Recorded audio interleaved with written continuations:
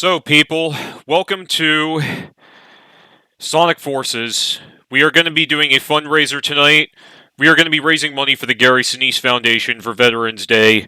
This foundation donates money to our veterans to entertain them, educate them, and even supply them with resources they might need down the road. It's for a good cause, so if you want to donate, you can scroll down below my Twitch video feed and you should be able to see a donation link down there.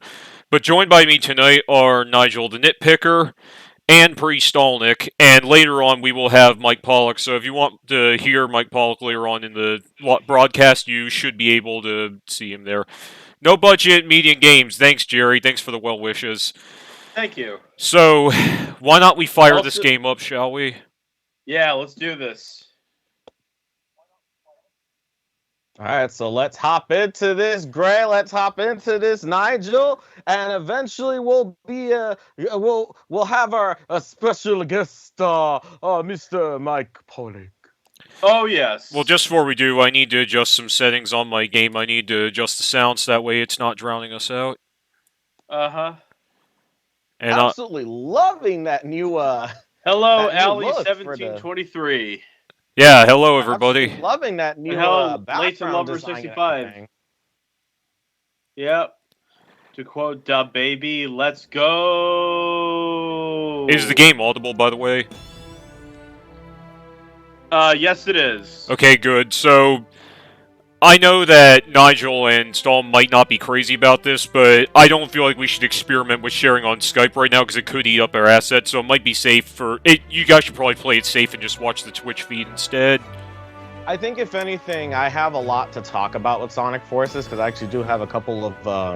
The thing about Forces, I always feel like this game kind of gets a bad rep. Admittedly, some of it is validated. I feel like Sonic Forces of all games is one of those, probably the most polarizing Sonic game to come out in years. Yeah, I definitely feel like I can see that. Yeah, before we delve into it though, I just need to get a few things set up, so let me just work on the technical aspects a bit. Okay, there we go. Yeah, that's fine. Anyway, go ahead. A little later when we ease into the technicals and everything, I guess I can go ahead and tell a story of something that happened when I was in Vegas this weekend. Oh, before we get started, what language should we do? English, Francais, Italiano, Deutsch, Espanol, or Nihongo?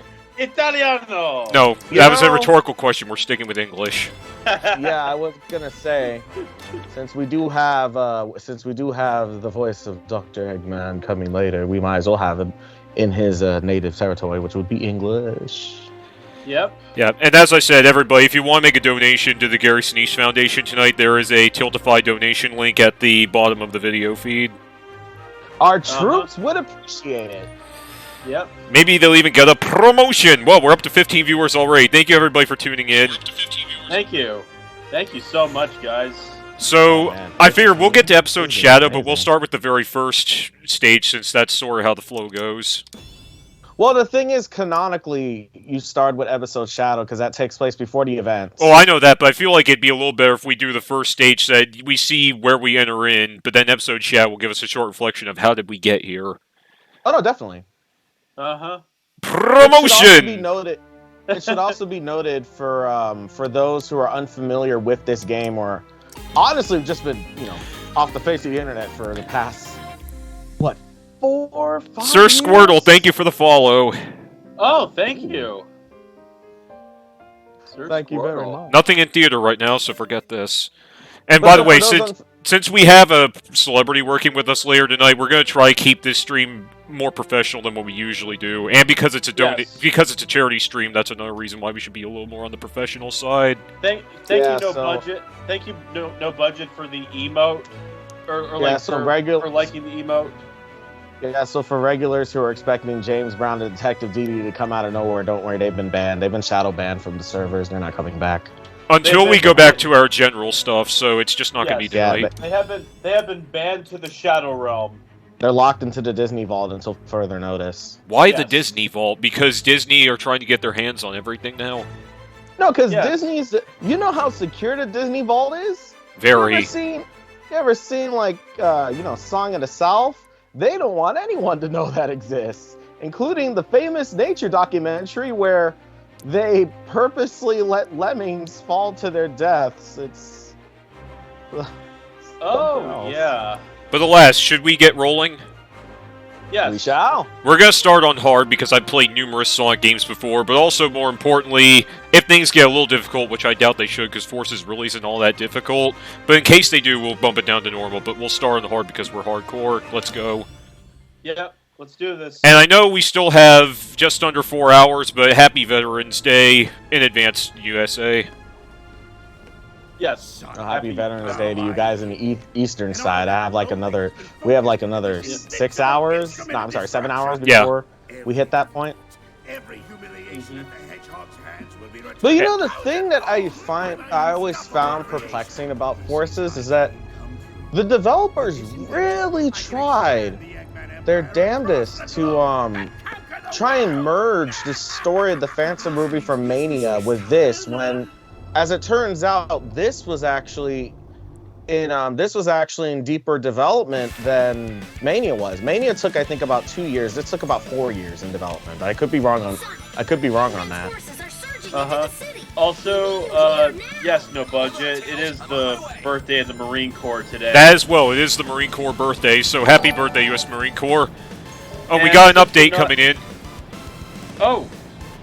Oh, yeah. We have another follower. Alam Ortiz, thank you for hosting the stream, dude. Nice. Oh, he's hosting. Yeah, he's hosting. So he actually started following me the instant Mike Pollock shared this news on his Twitter page. So thank you again for the follow, dude, and thank you for hosting this. Yes, thank you so much, dude. Look at the size of that thing! Oh, what's up, Alam? It's great to hear from you as well. Cleanup is going to be a chore. I gotta say, it looks like you've definitely been doing your homework on how to speedrun this game. Well, yeah, because, I mean, I know this isn't really a speedrun, but I want to look like I can do a half-decent job at this game. Well, I mean, you do the best you can. Hello, Carlos the Creative. Carlos the Creative. Yeah, hi, Carlos the Creative. Well, BD. Thanks, Eggman. Bovon Sting, I guess? By the way, I'm so happy. I know this is really old news, but I'm so happy Rogers reprised his role as Sonic. Oh, me too. And I also love how he's the voice of Mouse in If You Give a Mouse a Cookie, the Amazon series. Yeah, that is. He's so done cool. a lot of stuff. Oh, I know he does, but it's just I really find funny that he's now doing a children's series that I used to read a lot. My kindergarten teacher read to me when I was a kid. S already, amazing. Oh, yeah. There we go. Yep. Yeah, I will say, Alam, this is a conflicting game, but as much as I have a so-so feeling about Forces, I will say I think there are legit reasons to like this game. Well, the thing, especially with Forces, is that most people can often point to like the biggest problem is that it feels like the game design ends where it should be picking. No Budget's telling us that the setting voice is a bit higher when you have, or try setting the voice higher when you have the chance, but the guest voices are slightly muffled. As in Nigel and Stalin's voices, Jerry. Please confirm with us. Yes. Okay, I'll let him know. Yeah, I'll know what to do. Okay, so he needs to be adjusted then. Chaos being in here is the most infuriating thing because he only exists for 2 cutscenes. Scooby-Doo, where are you? Whoa, this guy is faster than Sonic. He's not faster than Sonic, he just has a mysterious power. That's not really speed. This scene, I will say, is actually pretty uncomfortable to watch. Wow. Given that they had to give an excuse for Sonic to get the ever-loving smack beat out of him in terms of story, it still actually kind of doesn't make sense that he was able to get knocked down this easily, considering that we've basically seen Sonic survive literally falling from the very fabric, falling from like space colonies down to Earth with not a single scratch on him. Glad you're here too, Sweet. As I said, if you want to donate to this game, there is a donation, or donate to the Gary Sinise Foundation. There is a link to its Tiltify campaign just below the video feed. With Sonic defeated, Eggman's army quickly took over. Within months, all but a few isolated areas in the world were under their control. Yeah. By the way, people... Despite the overwhelming odds, a ragtag resistance formed, banding together to continue the fight. And now, A new face prepares Sonic to gets join the nay-nayed, struggle. Oh, no. Now watch me whip. Now watch me nay He nay. gets whipped and nay-nayed. So now we're going to get to introducing to you guys the avatar that, with the help of my YouTube community and my friends who help me behind closed doors, we are going to use to represent this stream. I'm an optimist, but I'm also a realist. You know, I do have to say, though, it is kind of a missed opportunity that a lot of characters were omitted from this, but I understand maybe because I've heard somewhere, the thing about Sonic Forces, we actually don't know much in terms of how the development cycle worked for it. A lot of Sonic games are often held in mystery when it comes to their development cycles after Sonic Adventure. I want to say after Sonic Heroes. No, actually not even after Sonic Heroes. We know very little of the development behind games that, ooh, Charmy, your pupil. Wow. I just Yeah. realized that. Charmy's pupil is slightly tilted up. But just to interrupt real quick, everyone who's watching now, feel free to donate, but like, even if you just give a little bit goes a long way. Yes, it will. Even $1 helps. Even just $1 helps. You would be surprised how much $1 can do if 1,000 people were to donate just $1. Yes, indeed. Anyway, for the avatar that, thanks to my YouTube community and my lovely assistants here with my group, have helped me decide, through several weeks, maybe even 2 months of polling, we have come up with our own original character, and as someone mentioned to Pollock, be ready for fan art of this character. We have a male wolf. Let me just make sure. Yeah, male wolf with a, I am looking at my notes real quick, a Type 2 head. And I'm looking at the grid that I drew out. 8 over, 4 down. That's his skin color. Yes, as you can tell, this was very well calculated. Type 2 is his eyes. And 3 over, 3 down. Those are his eyes. And now we need the bicolor, stay in the same place and go down. 1, 2, 3, 4. And now we have... But no... Yep. No, go ahead.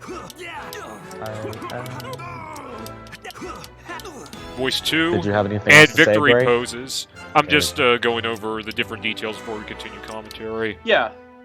No, that's fine. Type 3 takes way too long. Type 4 just looks egotistical. Type 5, Type 6 just looks smug. Type 7 actually looks like a warrior's pose to me. Type 8 looks like a ninja. Type 9 just looks mildly amused. And Type 10 just looks like he's still scared. But we decided on victory pose number 7. Yep. And there you have it, Frostbite the Wolf. Yep. For now, the design will change in terms of clothing. Over time it will, yes. But so what I was going on to the say... top of the stream supposed to go yes, up that when should... donate? I believe yes, that should go up. I believe it should. So far, yeah. Again, some of these features that I'm working on with Streamlabs are brand new even to me. So if the bar doesn't go up, I'm sorry about that. We may forsake it. But yeah, that value should go up as donations to GSF go in.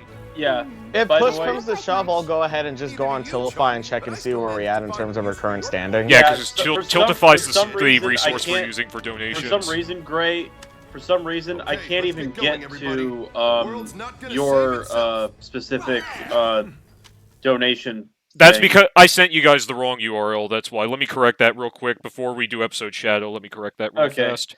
By the way, M-Sweet, we are so proud of Frostbite's design. That took a lot of group effort, but we came up with a design that we are happy about. I'm gonna go ahead and copy it and put it in the Twitch chat. Which chat? Or Twitch chat. No, I mean what URL? The URL for the Tiltify. Okay, no, that's the wrong one. Let me fix that for you real quick. Yeah, just the one that Mike Pollock tweeted out. Like I said, let me check something real quick. I'd rather try to correct a mistake before it gets worse. Right. Well, no, that's fine, but I should. No, hold on, please. Yeah, I really hope Sega brings back the character creator someday. It was one of the best things about the game, and I'd hate to see it go to waste. Yeah, I agree, Alan. Yeah. There's the URL. So let me you. send this to Twitch real fast. I mean, Yeah, no, that Skype. was Skype. I mean, Skype. Yeah, no, Uh-huh. that was the one that. Yep. Yeah, that's the one that I had. $50 already raised. Already up to $50. Yeah, I 50. was going to say that. You can thank $50. Thank you, you can thank Leighton Lover 65 for that. Yes, thank you for that. Jinx, buy me a Coke. So, like I said, for if some the reason- GSF fundraiser bar doesn't go up, which it doesn't look like it will, I may forsake it. So, I think you we're may gonna wanna do forsake that. for tonight, because again, I shouldn't be experimenting too much right now. Great, Right. great We'll game. I know I'll get just- to that in a moment, Dawn. I'm just trying to sort some things out, please. That's Yeah. fine. That's fine. I Sorry, will, this I will isn't a just quick keep rapid fire track solve of thing. how much money goes in. Okay, thank you for that, Nigel. So it looks You're like I'm welcome. gonna need both of my mods' help. Because I can't do this alone, even though I'm strong. No, that's fine. Need something more than me, someone to push me to victory, or however the song goes. Yeah. Together, me and you. So I'm trying to find a way. Together we can show the world what we can do. We.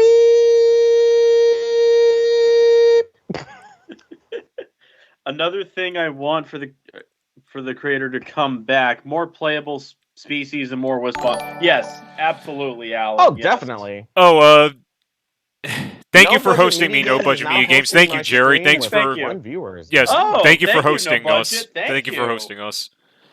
Okay, so we definitely. rip headphone user. Yeah, so I think we need to adjust the I'm volumes, working on 'cause it. I I'm know- working on it. Okay.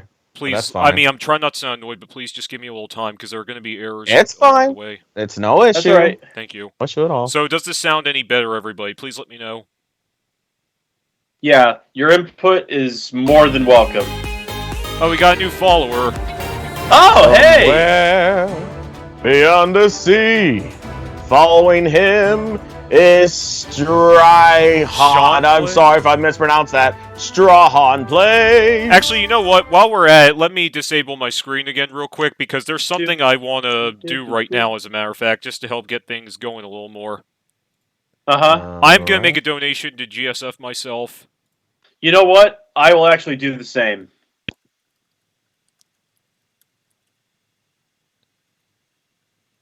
Give me a moment to do so. You know what? I'm gonna have to bust out the credit card for a minute. Good thing we're not on camera for this. Yes. That's now you see one of many reasons why I didn't want to use cameras tonight. Yeah. Let's see.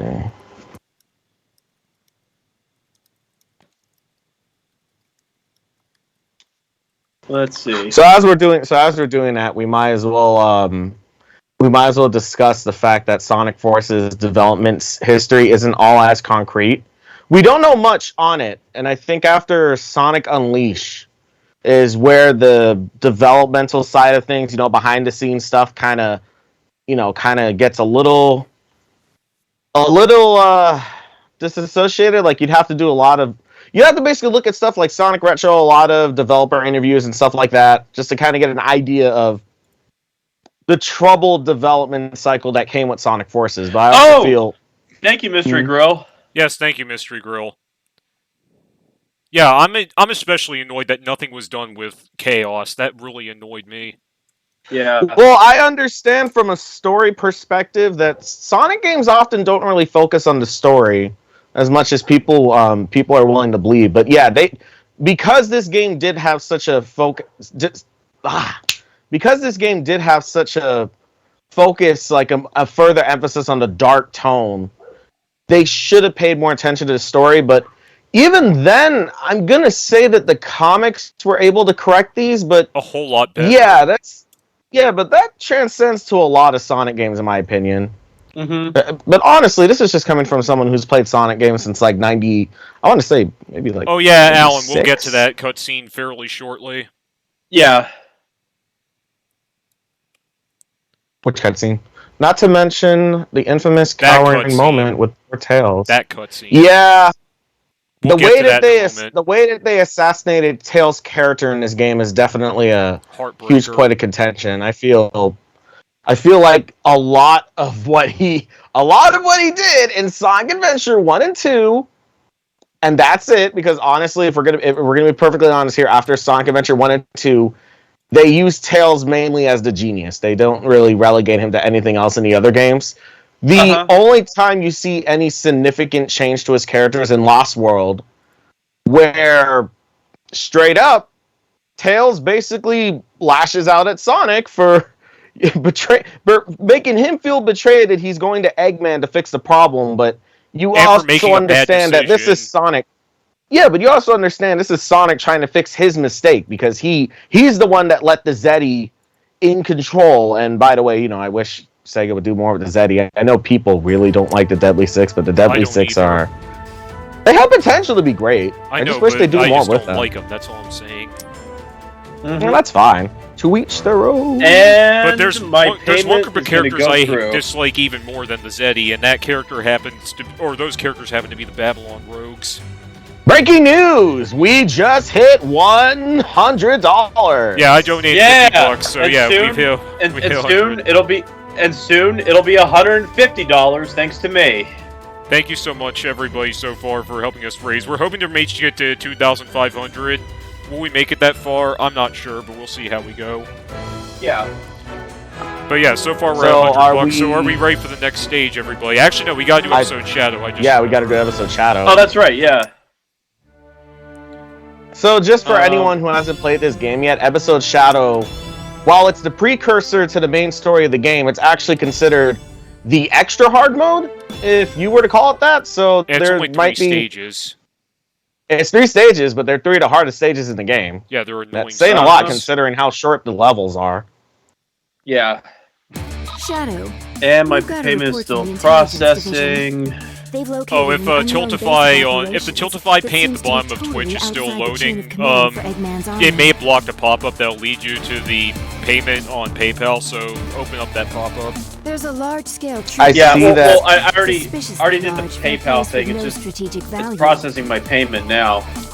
Okay, so I guess I'm just gonna go ahead and without reason. Made it to 110. Thank you to whoever donated $10 just now.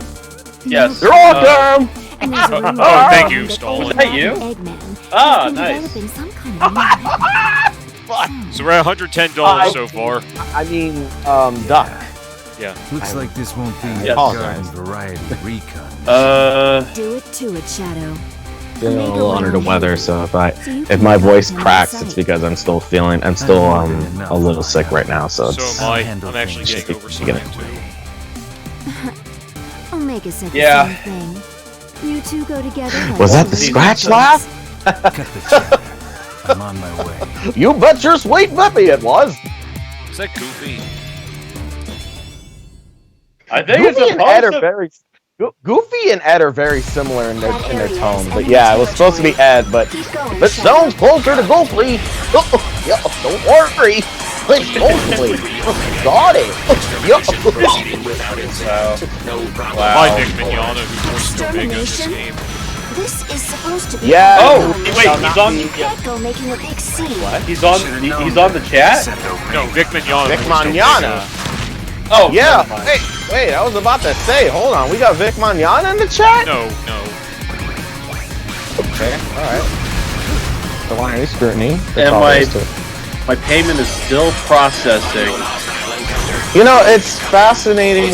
The one other thing that I've noticed about this game too is that if you were to just, and I'm saying just, you know, if you're going back to a level after S ranking it, just stay next to an enemy. The enemy will never hit you.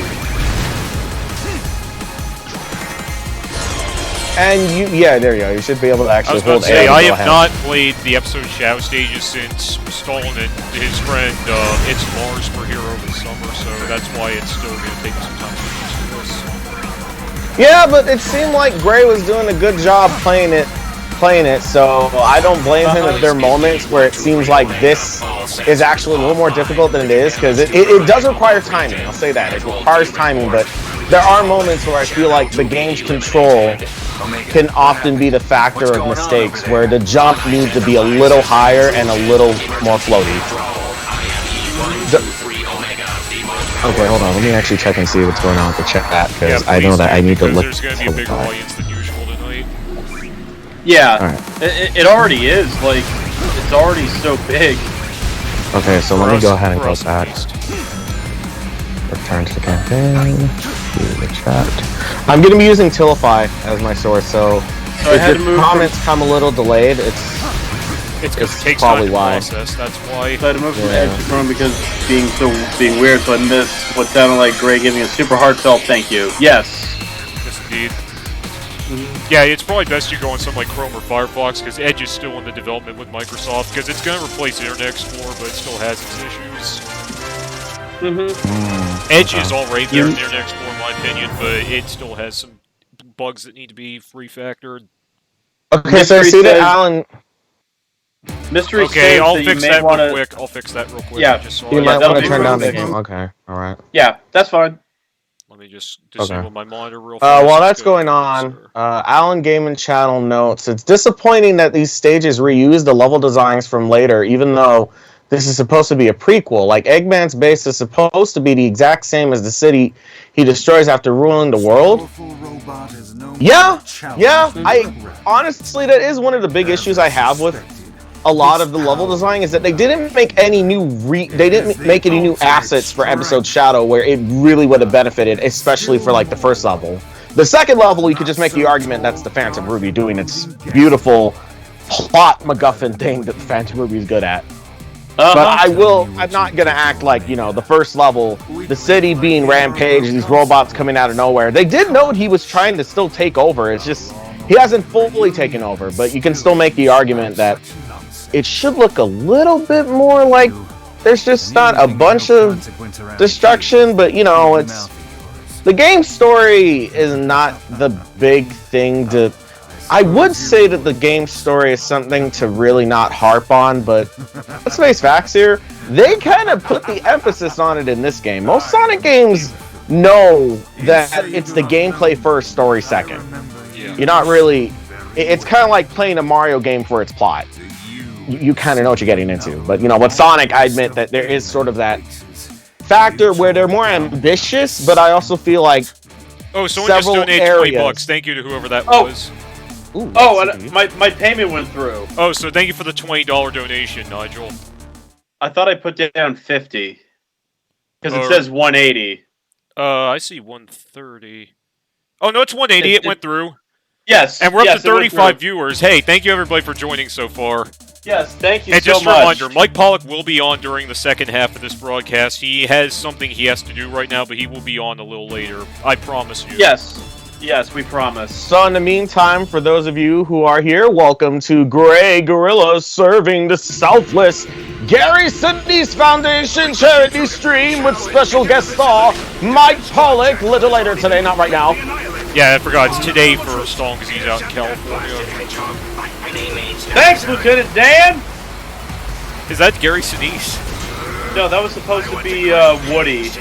Yeah, because I remember you said Gary Sinise did, or not remember you said, but I remember Gary Sinise worked on Forrest Gump, and he was also in one of the Of Mice and Men adaptations. Yeah. Okay, I got a couple more comments coming in. We got Layton Lover 65 saying, "You don't play Mario games for their plot, except maybe the Mario and Luigi RPGs. Although there are a lot of other reasons why those games work well." Absolutely, I agree.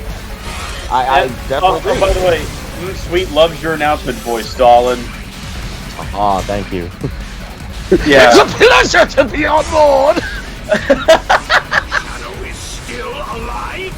That was trying to be Joker. My voice is not. My voice is not into. I have to give it a moment to just. Ladies and gentlemen, lend me your ears. I was about to say, I could do my Hank Hill voice, but right now I'm trying to focus on this They really sped ran the story for this game. The result was something not unlike fan fiction, from drill stops, no cops. Thank you for joining in. Yes, thank you, drill stops, no cops, thank you. I do apologize to the fans on here for not really commenting as much on this game, since like I'm very much a novice when it comes to Sonic games. I probably have the most expertise out of most people in the group. But Oh, and here is why I hate Infinite more than any other character in the Sonic universe. You're about to learn why, Nigel. Okay. You know, the one thing you should pay attention to in the cutscene, and I like this, it's a subtle tribute to the opening cutscene from Shadow the Hedgehog. And if you're wondering what I mean by that, look at it. Look at Shadow's poses. Shadow's poses is actually just a slight touch of fan service I like. Right there, and then right there, and then right there. Oh, you wrote a rewrite, Alan. Okay. That's cool. Yeah. Let's see. Yeah, I was about to say, if Infinite's motives had been much more poignant, I would have to the head. I would have liked him a whole lot better. But for how much potential he had and how poorly he's written, that's why I hate him so much. If I were to comment, this game was boring to me and hated the story, then again, I'm more of a role-playing gamer. Yeah, and contrarily, I mean, to each their own. Contrarily, Mystery Girl, I outright hate the RPG genre. If you guys like or love it, that's fine. I'm just saying personally, I cannot stand RPGs. I want to say the thing about most Sonic games is that they represent. Oh, they have we hit $200. Hey, thank you for helping us hit 200. Thank you. Let's keep it going if we can, please. Thank you. All right, let's see who went ahead and donated. We have Alan with $20. Thank you, Alan, for your $20 donation to the Gary Sinise Foundation. How are you finding the people who are donating money? I'm currently on the Tiltify page right now. Yeah, he's on Tiltify. I'm looking at the... Is it on the chat? No, it's on Tiltify. No, it's on Tiltify. I kind of wish there was a way you could see it through the chat, but... You know, bear in mind, folks, we're trying our best here. This is kind of the first time we've done a charity This is my stream, first time doing charity streams, so remember, it's not going to be flawless. There are going to be mistakes along the way. Of course. So I'm on the Tiltify page. That's how I'm getting the updates on Oh, we got another update. I think it's another follower. Thank you, Fester1125 for the follow. So I think I know you. Thanks for the follow, dude. Oh yeah, kudos, Fester. Good on you, buddy. Hello, Fester. I know exactly who you are. I remember that day you, Stalin, and I went bowling in Hollywood. Yes, but alas, we should probably leave the personal stories away from the stream. Yeah, I know. We'll keep that hidden. That's all we'll say. Oh, $205. Thank you for your $5 donation, whomever that came from. Up, drill stop. No, drill stops, no cops. Drill stops, no cops. Thank you for the $5 donation. It is much appreciated. Yes, and as I was saying earlier, and any little bit helps. Yeah, even $1 will help. Anything will help. So even if you guys were donating a penny, any cent helps a lot. So thank you. Yeah, you can, honestly, if 1,000 people could donate just $1, we'd already be halfway through our goal, or almost halfway. We'd be like, I think, like what, 40%? 40%? I know the goal we set for ourselves is 2,500, and whether we make it there or not, every little penny helps. So thank you everybody who has donated so far. Yeah, absolutely. Your donations matter a lot, especially. Yeah, and I know that our armed forces veterans and our police, our fire, and health squads, they will all definitely appreciate the donations this evening. Very much so. Yep. But again, going back to what I was saying about forces, I feel like a lot of Sonic games do have good ideas in their story. It's just that in terms of the actual writing, and I think I could kind of put this for a lot of video games, a lot of video games don't actually, I know with Sonic games, they're more focused on the gameplay. So when you're trying to say, oh, focus more on the story, yeah, I'm with you. I feel like they should get the comic book writers to do the story, but I wonder if there's more behind the scenes than what we're aware of. Yeah, there's a whole lot more. Yeah, probably. And also IDW, they're a separate entity from Sega, so it's not like the contracting is going to be fluid and straightforward. That's true, but Sega still has some level of control when it comes to... No, I know that. I'm just saying there are certain other contracting issues that have to be worked out in order for that to go through, is what I'm saying. Yeah, it's not I get impossible, that. but it's a lot harder. This is actually... Okay, so I'm actually watching the stream without the music, but something I will say that a lot of people early when this game first came out were giving a lot of flack on is the game soundtrack. You know, I'd say about like, what? This game came out, what, 2017 or 2018? It came out, so today's the 10th. 3 days ago, it came out 4 years ago. Oh, wow. No, 5 years ago. It was 2007. No, it was 2017 when it came out, not 2017. Because I just moved out for my first degree-related job when this game came out. That's how I remember. I will say this, I really do like Force's soundtrack. Force's soundtrack has grown on me, but I will say it's the compositions that have grown on me rather than some of the execution with the instruments, because there are a lot of great fan remixes or fan rearrangements that are essentially the same compositions, but all they do is change the instruments. And that's actually one of those things about Sonic Forces, that if they had just changed certain instruments, I feel we could have had a really solid soundtrack. As is, it's good. $210. Thank you for helping Nice. the number go up. Thank you, everybody. Thank you so much. Actually, with that said, I will be right back. I know Okay, it's so Nigel, unprofessional. I will Okay. keep things alive. That's fine. Yeah, of course. So, obviously we're not on camera for any of this, so bear with me here. I am wearing my grandfather's dog tag. Very honorable thing to do tonight. Yes. And considering that- I love Force's soundtrack as too, Allie, I'll tell you. Yeah. Call me crazy, but I like the white jungle remix in this game more Oh than no, the I don't think original. you're crazy. I like it better in this game too, actually. I don't like the original not production. I don't like the original product all that much. Right. Besides, especially after the Sonic movie came out and people kept saying that it sounds like Olive Garden is being muttered in the background, I definitely don't like the original take. This Yeah. is reality, Shadow. The vocal songs are pretty good. If you're playing as the Avatar, you're in for some sweet tunes. I agree with that. And Cecil Tart, thank you for coming here. It was a truly Yes, thank you. wonderful I think the Soundtrack was soundtrack fine. of Forces is memorable. I mean, you want Yeah. a Sonic game with a I mean- soundtrack that's not memorable? power. Right, exactly. Let's see. Labyrinth has a very forgettable soundtrack. It is unrivaled. Yeah, I guess that's fair. Labyrinth is just bad. Oh yeah, Sonic Yeah. Boom Rise of Lyric has a horrible and forgettable soundtrack as well. Yep. Yes, thanks, Jerry, I for will say- reminding us. As shoddy as the writing for Infinite the Jackal is, I will say that Liam O'Brien did what he could with the writing he was given. That's something Yes, do I have to agree. admire. Bird, Brid. Yeah. This bump is memorable, and of course the beats. Yes, Where do you think you're going, yes, Infinite? including well, like we're responsible for at least one of those memes. Yeah. Oh yeah, Sonic Blast on the Game Gear had a really bad soundtrack too. Shadow? Yep. Shadow! Finally, the connection's back. Oh, I'm terribly What are you sorry, doing? Sahan Plays. I'm sorry for your dad, but may I Oh, have I'm my so deepest sorry. condolences and thank him for his Yeah. service, even though he's no longer Yeah, with us. but I was gonna say, my grandfather passed away 3 years ago from complications to liver What's cancer, the meaning of all and this? I believe that it was because of him serving in the Marine Corps, where he contracted carcinogens in the waters of Camp Lejeune. That's probably how he got Rouge, his liver are you telling me cancer. the So truth? What's the point of I lying about certainly it? feel your pain Eggman there, got a beat Sean on Sonic Plays. and mounted a massive assault. Okay, so let's see where we're at so far in terms of Sure, donations. pay for effort, but it's We're We're still still at 205. Which is Still still good good. stuff. Thank No, you no, for we're- keeping us going so far. So I don't think it's We're a big at enough deal for you to 210. head out. Oh, 210? Yeah, it's on my screen. It says 210. Yeah, let me go ahead and reset. I might have to reset. You know what? There we go. I should probably reset too. You mean refresh? That without Yeah, I'm gonna go.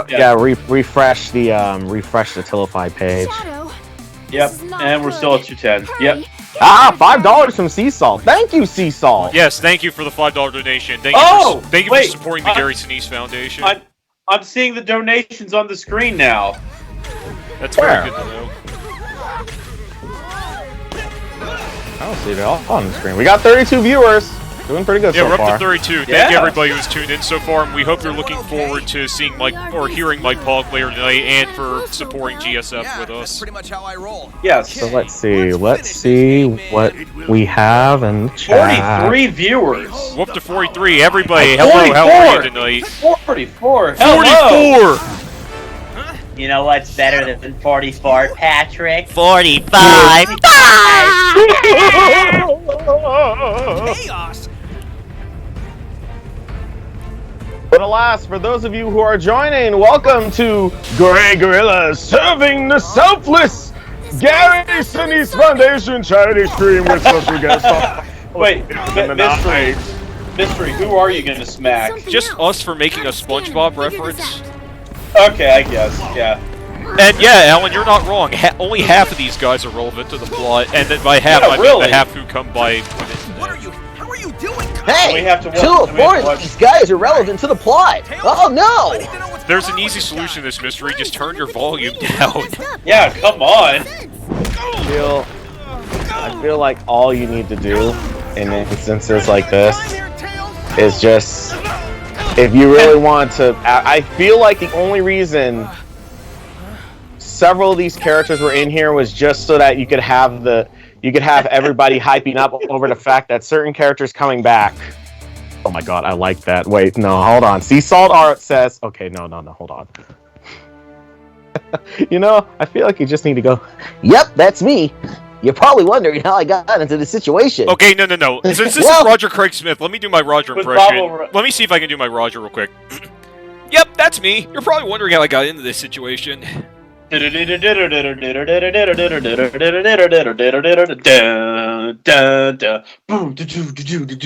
What are you doing, Nigel?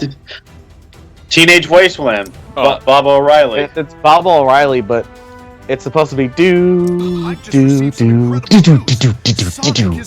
Out here in the fields, how far from my meals, I had to be forgiven. Yeah. Confinement cell. They've been torturing him for months. Here's my apologies, issue. everyone. Make up your mind. Is Sonic being mentally tortured or physically tortured, or is he being forced to watch bad TV reruns of Breadwinners? I think that's being physically and mentally tortured. No one wants to watch Breadwinners. We try to forget about that. And the fact that someone at our alma mater, Nigel, actually liked that show. Come on, guys. Liked what? Breadwinners. Oh, really? Yeah, of all things. This is me. I think it's apparent I need to rethink my life a little bit. Okay, I actually love this. So Bird says not even completing the second level in Sonic is Alive. Absolutely. Yeah, that's Right. a major Absolutely. problem. I think the original idea was you were supposed to be the avatar for the first 2/3 of the game, and then you would eventually play as Sonic in the final third, and that would have left so much more suspense, in my opinion. But I've heard this is where the contradicting hearsay she says comes into it, because we still don't know the full development side of this, but apparently Sega wasn't that big a fan of it, of them just leaving Sonic out of the Sonic game. You know, I kind of get it. But it destroys all the suspense and destroys the scary nature. Well, they were originally just going to have modern Sonic in the Avatar. And then they added classic Sonic because Mania, I think it was just at the hype where everyone was, Mania's development was going really well. They really liked the way Mania was coming out. And at the anniversary party, they unveiled classic Sonic as going to be the game. I don't know if it would have been, I don't know if it was a thing that was made before development began, like in the initial. There's Frostbite. You're just now seeing Frostbite, Nigel? Sorry, I wasn't paying attention. I Oh, was okay, that's looking- why. I thought maybe there was an internet issue on your side, but I'm glad you can see No, it. no.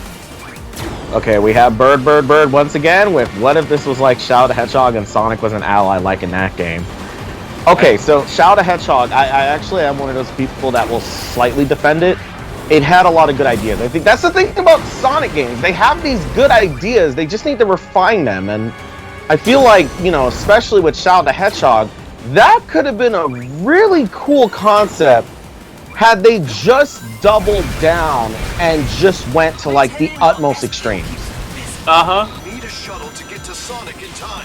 But you know, one thing I can appreciate about Sonic Forces is that they brought back the QuickTime events. We didn't get many of those Yeah, I for a do while. like the QuickTime events, actually. Although, that's admittedly, pretty you know, cool. I wish there was an option where you could just, you know, not press the button and still get the QuickTime event to be done, even though you can still technically do that in the game. The game doesn't really penalize you if you don't press the button. There's also something else I must say. Whenever I hear this song, I keep forgetting what it's called, but whenever I hear this song, I like to do it in the wintertime when there's a blizzard going on in my neighborhood and drive through the snow. Everyone's aboard. It's so fitting. Oh. I did it this past winter when I went to go get a haircut, and it made the drive all the more intense and fun while I drove through the middle of a blizzard. Alright, here we go. Yeah. Serial 171717 says, I wish someone would make a mod to replace the Sonic avatar model with Aang so we can play as the actual avatar. I mean, let's be honest here. Someone's probably already done it. Ronald McDonald's in Smash Brothers, so I'm inclined to believe that anything is possible. Right. By the way, hello. Oh yeah, Playing Onward. That's the one. Playing with the J. That's what it's called. Is Playing Onward. And let's see where we at in terms of donations. I see an anonymous person gave us $20. Thank you, anonymous. Thank you, whoever that was. Thank you for supporting the Gary Sinise Foundation this Veterans Thank you Day. so much. Need to refresh my screen yet again. No, we're not going to dress him in any of that headgear. Okay, so Alan Gaming Channel says, I'm honestly shocked I was able to beat it within just a week. Yeah, I feel like Sonic Forces is one of those games, someone proved that you could beat it within an hour. Although, you know, asking for a refund after playing the whole game for an hour is completely dishonest. I feel like you already played the game, why do you need a refund? If the game doesn't work, yeah, refund. But if you've already played it, that's like stealing if you try to get a refund, in my opinion. Yeah, it's stealing with extra steps. Yeah, but still stealing either way, in my opinion. Pretty much. Modern game development is at odds with making Sonic good, which sucks. Yeah, true. Somewhat. Alright, we got Switch Warrior 0214. I beat Sonic Forces in about 3 hours. Short game, missed potential. I agree. Definitely. That seems to be the general consensus with most people. That's the thing. This game had so much potential too. It's just so much content got cut. That's the biggest problem. Yeah. Also, the other factor too is I've heard that the writing for this is actually done better in the Japanese version because certain lines are betrayed differently. But that's not to say Tails being a coward in this is not. In the Japanese version, it is, and the fact that, you know, we know that this is a tie into Sonic Mania because there's the Sonic Mania theme and there's the Sonic from another dimension, therefore, you know, shattering the timeline consistencies once again. Because this is not classic Sonic from Generation, and it's classic Sonic from not classic Sonic, Sonic Mania. Alan Gaming saying wrong. I agree. I mean, Tails is one of my 5 favorite characters, and his identity was unfortunately obliterated with this title. I feel like this was at a time where Sega was recovering from the Ken Penders lawsuit. Oh yeah, that's the biggest problem of all. I think the Ken Penders lawsuit was the biggest problem. Okay, I got a hot take here for classic Sonic's music, and you're just staying in one spot. All right, there we go. I was trying to use my digital pad, but I don't have my controller set up for digital control, so I just have to use the analog stick for now. Thanks for that okay, save. so I have a hot take. I actually like classic Sonic's music in this game. I don't. I personally don't. It's the same problem I have with the soundtrack. So the idea behind classic Sonic's music, they're trying to make it sound like a Genesis game. Yeah, it does. Imagine a Genesis game with modern instruments that are supposed to replicate the Genesis but don't sound like an FM chip. That's sort of the problem. Or it'd be as if like you did music from the Genesis console, but if like the first part of the instrumentation was from a toy piano. Yeah, that sounds Yeah, I mean, you're not wrong there. I feel like the compositions for for classic Sonic's music alongside the entire soundtrack works fine. It's just the instrument choices will always be the big thing that bothers me. Yeah, you're absolutely right, Alan. Like, there are a lot of great ideas, and it's sort of like what your parents say to you after you do something. Oh, I thought I died. Okay, I was really scared there. I thought I died. That your parents don't approve of. They tell you, "I'm not mad. I'm just disappointed." Yeah, that's even worse than being mad because then it hurts even more. That's kind of the thing about a lot of Sonic games that people often scrutinize. They're not bad, they're just mediocre. And mediocre can actually be far worse than a bad game because a mediocre game leaves not much on the table to fix. You could say that these were good ideas that were implemented, but they weren't executed right. And it could be many things. I feel like look, I got an S rank without even needing to count for the rings. Wow. Good stuff. But the thing is, I feel like, especially with a lot of Sonic games, it often falls in the route of either they don't have enough time to develop the right things, or the things they're developing are proprietary engines that will be used in future games. Like, for example, Sonic Forces is the introduction of the Hedgehog Engine 2, which wasn't just used for this game. It was used later on for another game called Sakura Wars. And it's been continuously used to this day. It's just that, you know, since Sonic Forces, we haven't had a mainline Sonic game in almost 4 years. But I get it.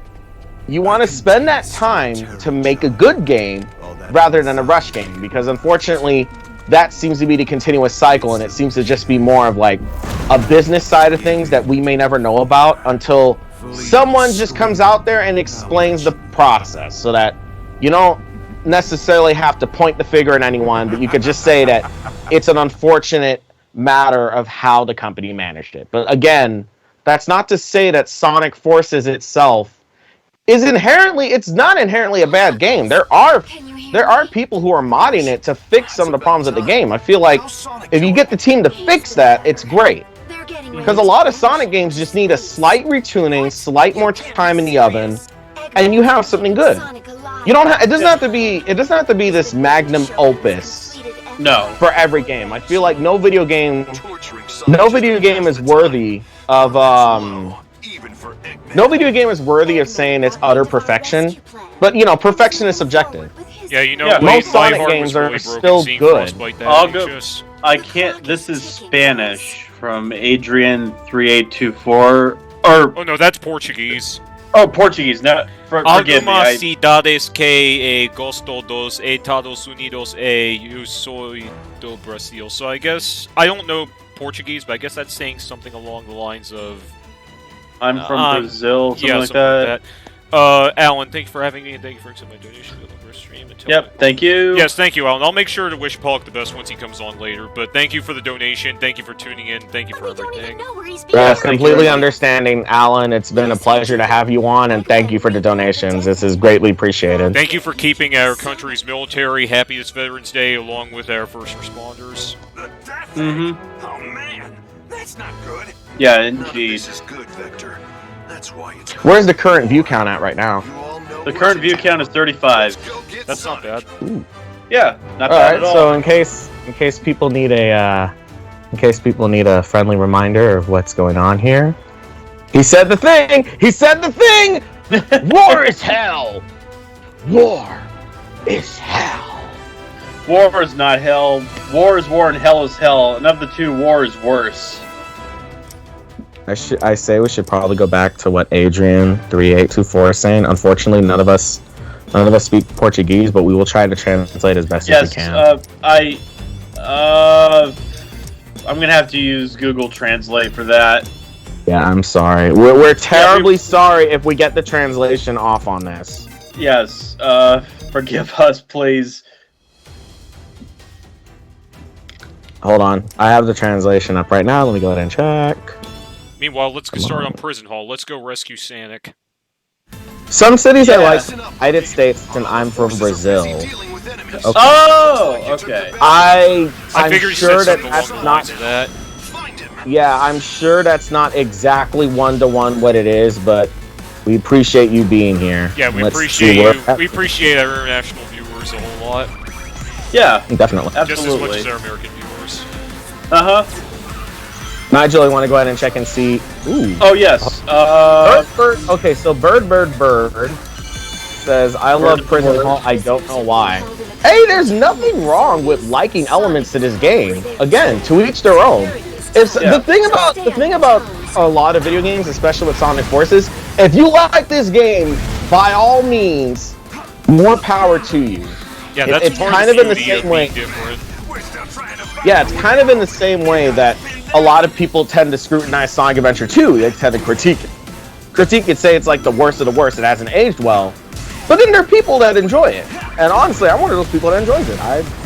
Sometimes it's just I like playing a bad game. Not to say Sonic Adventure 2 is a bad game, but to give you an example of a game that I know is just, it gets torn apart all the time. And for whatever reason, I enjoy it every step of the way. Exactly, Mystery. It's called having an opinion, yes. Exactly. I wish people would stop ridiculing other people for feeling differently about something. It makes me sad. Yeah, like, recently, I was listening to a band, I mean, I've heard their hits before, like, there's only like 3 they play on the radio, but Oh, shoot. after listening to their album, or at least like one of their classic albums, Sonic helps on the way. I know there are some people who don't like them and stuff, or just probably dismiss them and stuff, but I think the band Kansas is so underappreciated and just amazing. Okay, let me see. So I'm going back to a couple... If I heard more than just Carry On Wayward Son, I would probably feel the same way, Nigel. Carry on now, wayward son! Yeah, that song's already overplayed. Please don't make it more Stalin. Sonic Forces Marathon! Oh, and here's our first boss battle with Zavok. Oh, hey. With everyone's And here's my favorite issue. Bowser. Look at him. No? Scars, no bruises, nothing. Sonic looks totally fine. What? Okay, wait. So, Let's see you try I something feel else, like my I buddy. get where they were going with here, but I also feel like it would have been better to see Sonic. I think it would have been better to explore the idea that Sonic has been tortured in a different sense. He's basically been subjected through the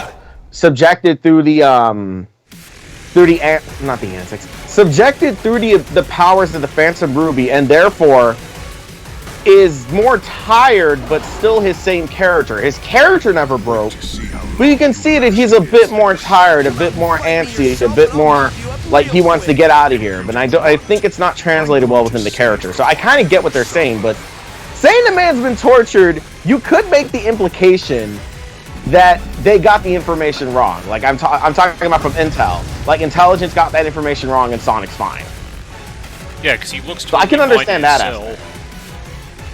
You know, I will say though, for a minute playing this game originally, I had the worst time trying to beat Zavok because I did not know that you had to jump as soon as he jumped or something like that. You don't have to jump. You just stay there until he hits the ground. That's the dumbest part. Okay, I think that was the problem I was running into. Mikey Red Chili Pepper. Yeah, which, by the way, thank you guys for still reading the comments as I play, because unfortunately I can't multitask. Okay, yeah. So no budget media games, right? I honestly kind of wonder how a Sonic game written by Kojima would turn out. No one wants that! No, please do not do that. Please do not. Do not do that, Jerry. No. Okay, here's the thing about Hideo Kojima. Hideo. I like Hideo Kojima. I'm sorry, that was Hideo Kojima. Sorry about the correcting part. That was just my more annoyed side kicking in for a moment. But yeah, you go ahead. Well, the thing is, Hideo Kojima is a great filmmaker, and I appreciate what he's done for video games.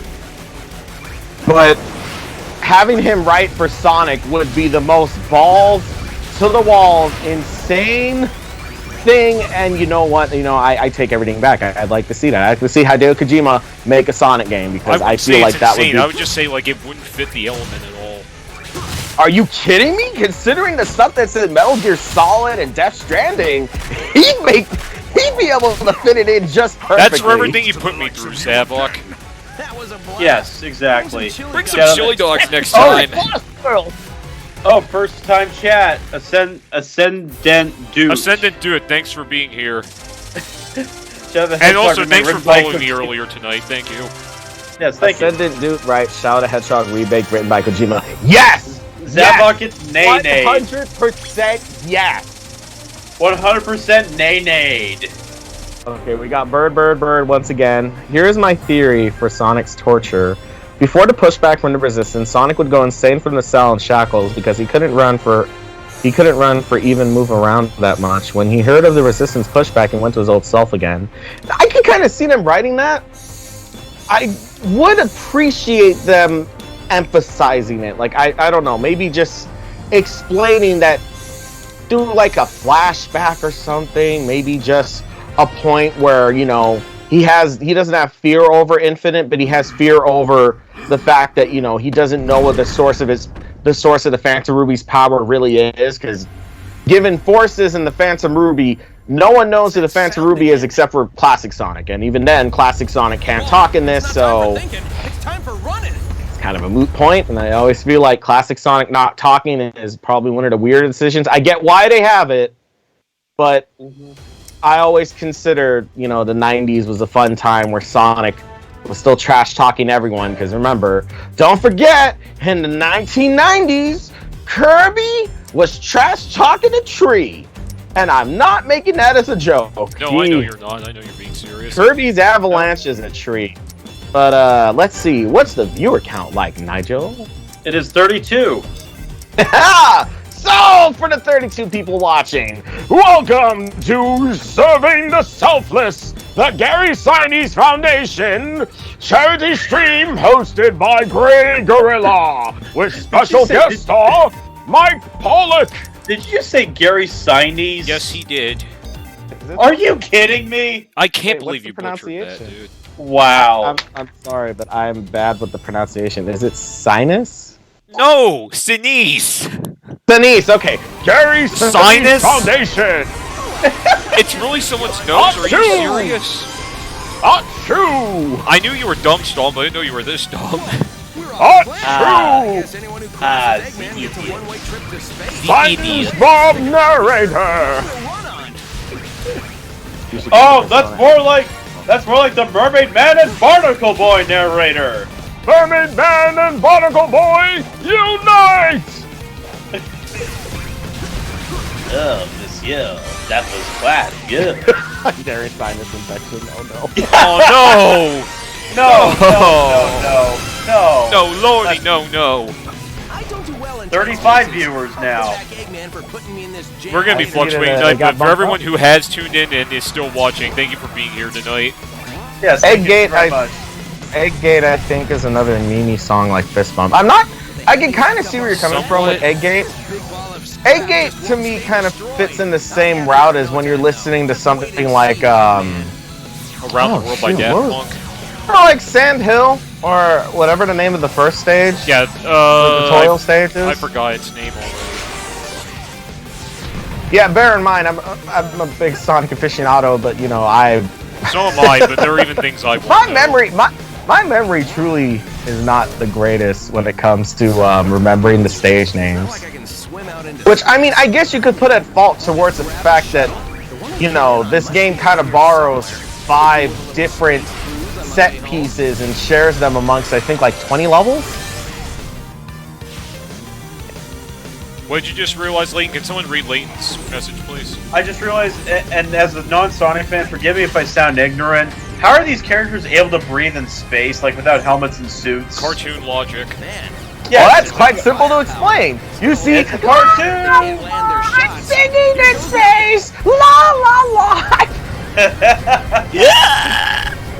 38 viewers. Thank you, everybody, for tuning in. And by the way, as a reminder, if you want to donate to the Gary Sinise Foundation for Veterans Day, there is a Tiltify donation URL at the bottom of the video feed here on Twitch. We've said it once and we say it again. It's a very If noble 1,000 cause, and people, you don't have to donate, but any amount, even if it's a penny, is very appreciated. Yes. if one person could donate $1,000 or 1,000 people could donate $1, we'd make a lot of money for a good cause. So to that one person who hasn't donated $1,000 yet, please. Yeah. Oh, I've never seen that shirt before. That's cool. Ooh. That's Sonic Adventure 2. No, I know it was. It looked like King Boo Boo. Well, no, it's one of the Or boos. one of his ghosts, yeah. Yeah, Okay. it's just a shadow. It's just King Boo Boo, Pink. King Boom Boo's shadow. Yeah. Oh no, Frostbite's getting surrounded. Uh-oh. But hey, Sonic is here to save him. Easy there. Everything's cool.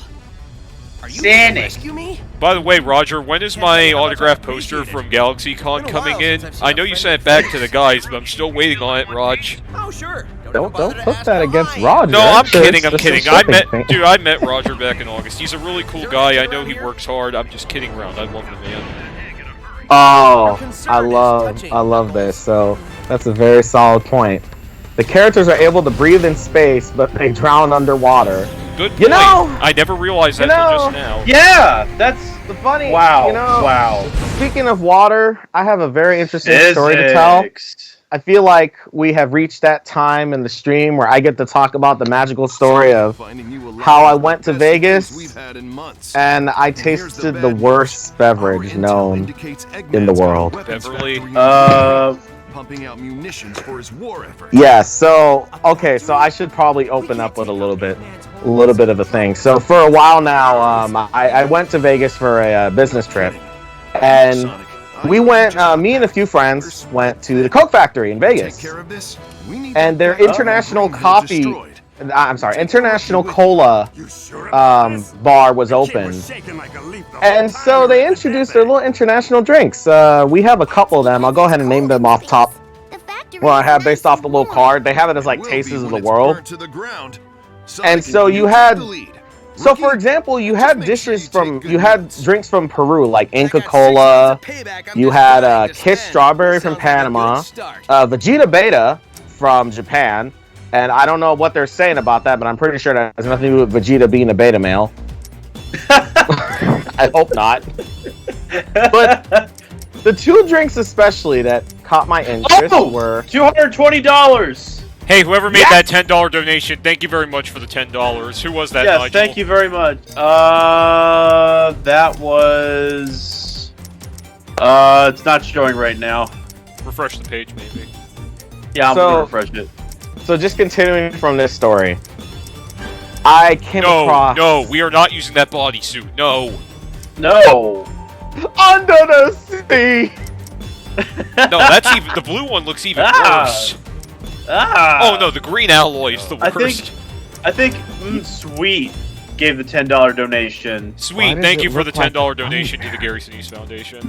Oh, God.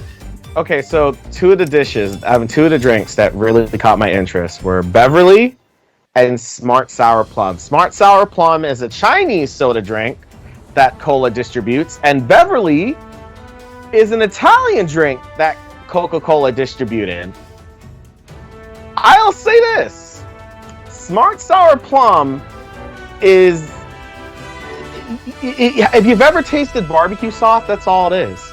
But I have stories to tell about Beverly. Beverly was a flavor that I could describe as the absolute worst thing I ever put in my mouth. Wow.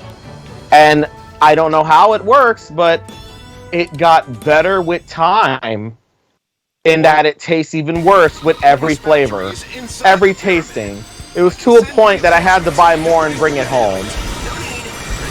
You have problems, dude. You have grade A problems. Oh, no, I was gonna say, if, at some point, I feel like, you know, I'm not trying to set weird goals out of nowhere, but, you know, if we hit 500, I'm probably just gonna, just record. Come on, Nigel, it's your favorite moment.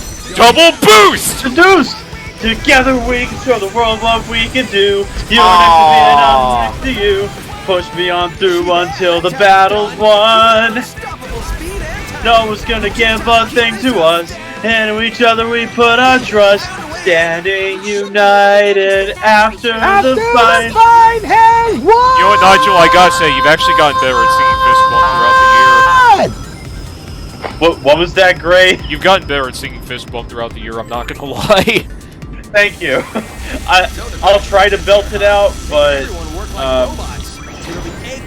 I know like it is a bit of a challenging song.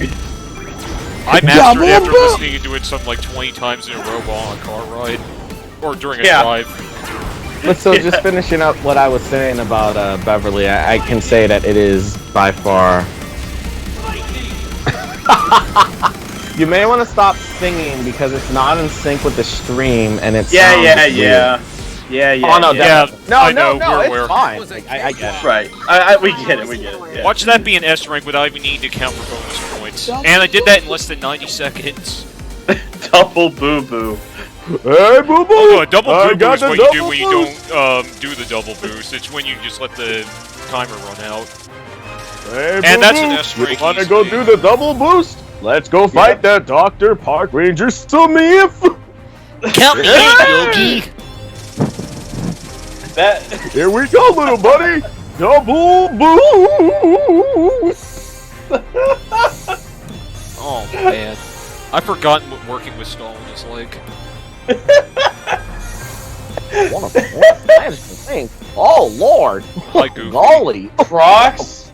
Really? Crocs? No, we're not giving That- Frostbite Crocs. wait, He's too wait, wintry wait. to be with Crocs. Wait. In a game with Something isn't one of the right, and I missed customization the items being a Silver gamer Surfer, hat, or it, it's or the Crocs whatever. Just hurry. that shocks you. Guys, it's him!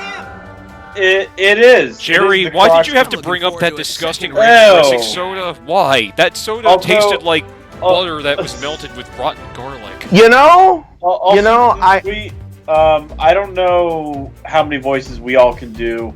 Oh, what I was meaning to tell you, Leighton, is that what if was you that? want me to use that horrible-looking green alloy at the end of the stream as bonus content, I'll do it.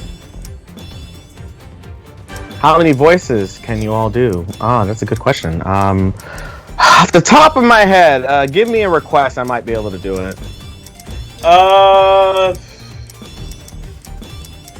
Oh, no, he looks like he just lost a paintball fight. You know what? I'll wait till someone comments a voice. Okay. The Green Man. The Green Man. Man. The Green Man. All right, who's the? All right, you know this is gonna be an interesting one. I don't know who the Green Man is. I don't know who he is, but I'm gonna go for it. I don't know which Green Man you're referring to. I'm gonna go with The Hulk? Howdy, I'm Gumby. I don't know how Gumby sounds. I forgot how Gumby sounds. Why Gumby? Why would you choose Gumby? Wow, That those was a aren't even weird real request Crocs. to Normal bring, Crocs are sort of passable, but bootleg Crocs are cringe. Yes, Everything Jerry. is cringe to you, Jerry. Yes. Yeah, Luminous 4 is actually has a pretty good song. I like the stage, but Oh, Allie was referring to the green metal bodysuit. Never Yeah, mind. that's what I was talking about. But $360. Everybody, and thank you for getting us to 360. Who made that donation, Nigel? I'm gonna refresh the page. an anonymous tipster. Anonymous. It might be anonymous, but you know what? It doesn't matter if you're anonymous or if you're putting your name. Thank you, whoever that was. Every donation helps, so Yes, thank you very thank much you. for helping our And veterans also- and our first and also- responders this Veterans Day. And also a big hearty thank you to Fester1125 for donating $40. Once Yep. again, these Thank you, donations Fester, are for the $40 appreciated. donation. Thank you very you. much. I've done So it once. much. And thank you for supporting the troops. Thank you for again. supporting the police. Thank you for supporting the fire department. And thank you for supporting our medical corps. Thank you all the way around.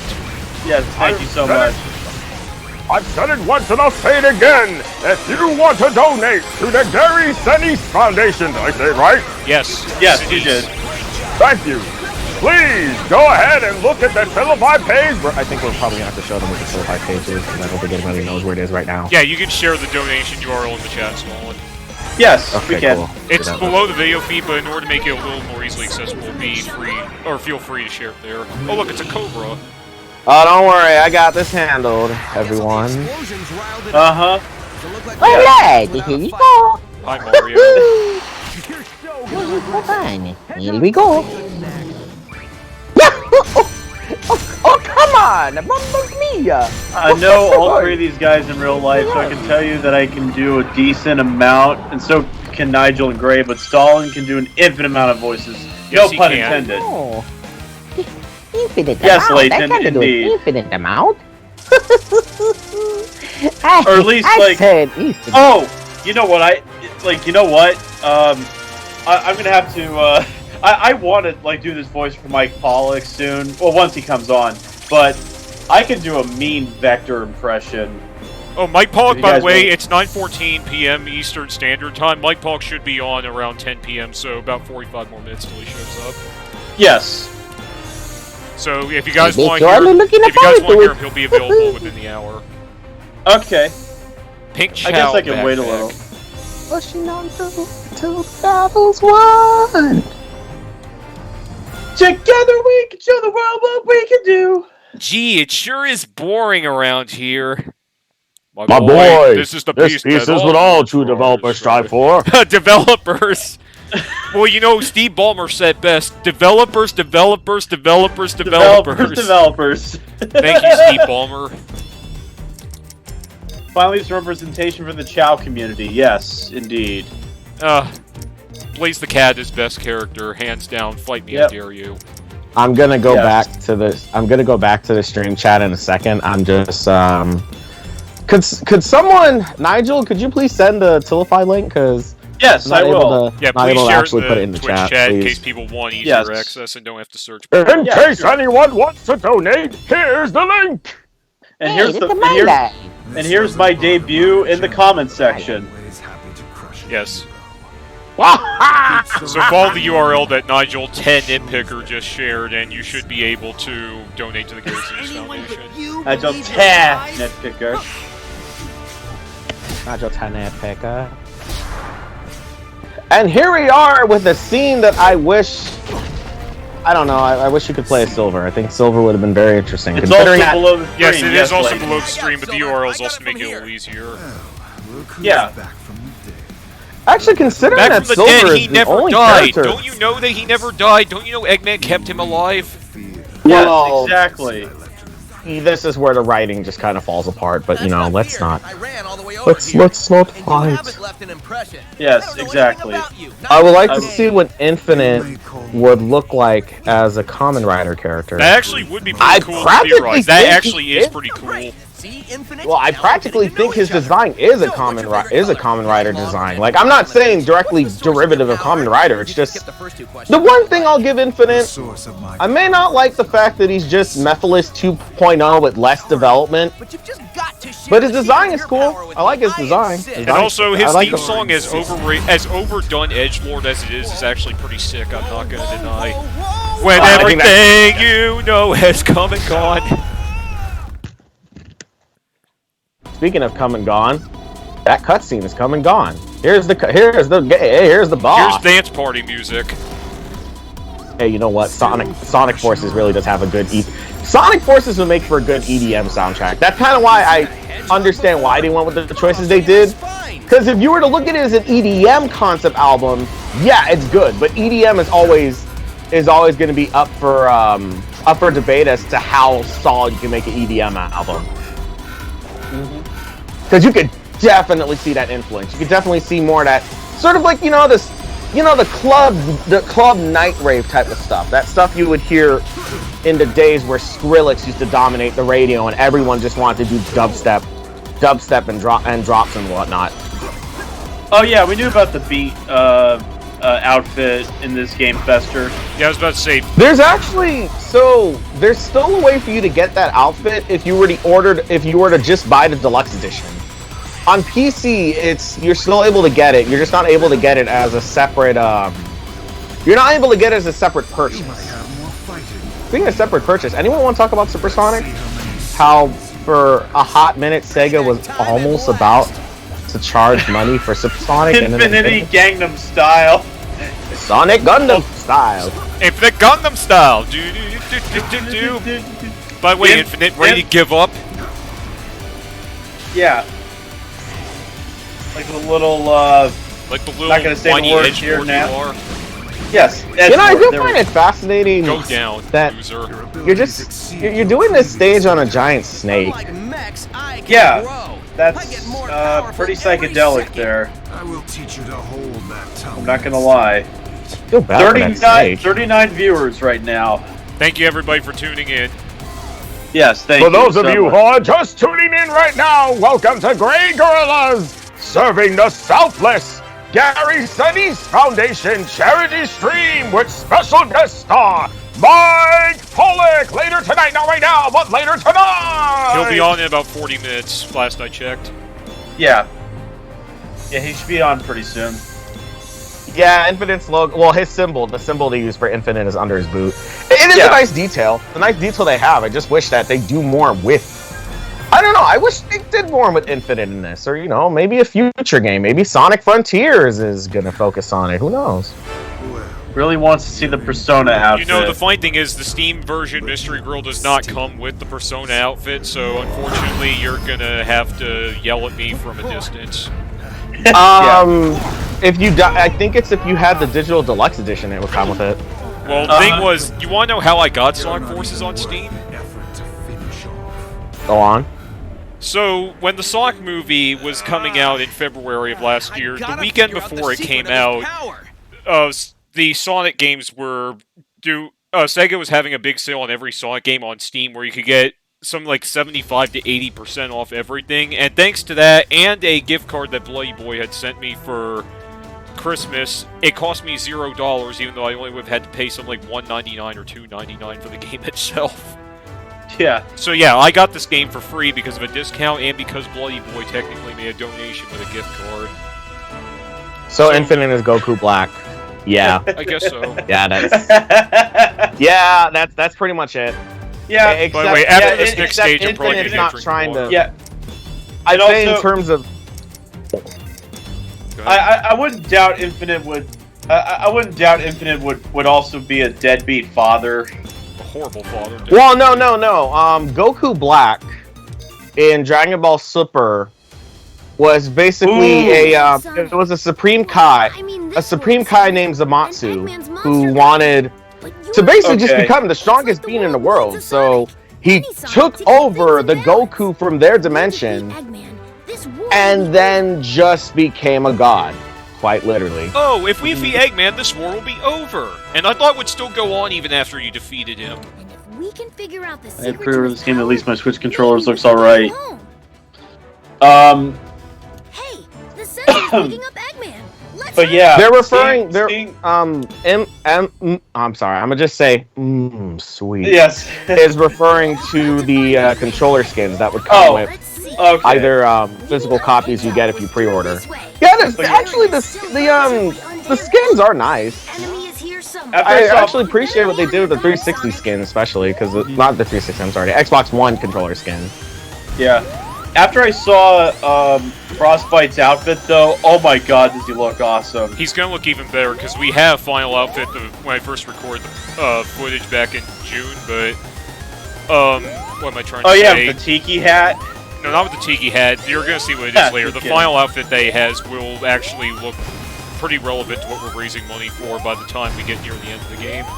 But yeah, I was kidding about that, folks. I was about to say, that tiki hat was ugly. It did not suit Frostbite at all. It was hideous. It would fit maybe the bear character, not the wolf. Yeah. You know, it is amusing, because I remember when this game was first being showcased, a lot of people noticed the red flags in the very beginning because the level design looked very flat from what we were seeing from gameplay footage. But something I've also noticed with Force's design is that they were trying to combine the same design philosophies that were presented in Sonic Lost World, where it was really trying to go to that Genesis-like design by making everything blocky and very bright, vibrant, so you get to like the contrast of like the darker, more mechanical areas. It is a deep contrast. It's nice. It's just that, once again, like most things in Forces, I wish there was more of it. I understand that perhaps this was truly a budget game, without a doubt. But, you know, it's kind of it is a shame to see that they couldn't do more in terms of like DLC content. I remember there was a point in time where it was initially rumored that alongside episode Shadow, they wanted to make an episode Knuckles. Oh, someone donated $3.14, I believe. So it's Pi Day. Hi. And it's funny because I just baked a homemade apple pie last weekend. So whoever donated $3.14, thank you for the pie donation. Yes, and thank you for so supporting much. the Gary Sinise Foundation. A slice of the pie will help our troops, and we greatly appreciate your donation. Mm-hmm. Oh no, Sega are putting more content into Phantasy Star Online, because that's another one of their big sellers. Which one? Phantasy Star Online. No, Phantasy Star Online is probably one of the big ones. Yeah, that's what I just said. I know who gave the anonymous donation. Who? It was Polecat72, one of your new followers. Oh, thank you, Marvin thank the you very Traveler. much for that. Yes, Marvin and also the thank you, Traveler. Marvin the Traveler, for the pie. Yes, thank you for the pie. That makes me very appreciative. Very appreciative indeed. Which, by the way, I was meaning to ask everybody, the outfits and the avatar were predetermined, but if we have time after we complete the main storyline, Who here wants to mess around with brand new avatars just for giggles? Kicks and Me! Me! I'll let you I all will not decide be that part. in the chat. I will not be part of the selection process because I'd like to see what people come up with. Because I'm probably just going to propose that you just make Skinny Big the cat. Or hey, I can make Blaze the cat's cousin, broil the cat. No. If we're gonna make Blaze the cat's cousin, it has to be Grill the cat. Grill the cat. Yeah, Grill the cat. What? Grill the cat! That is a great source of concern. Oh no, Grill the cat's back! He fried Froggy!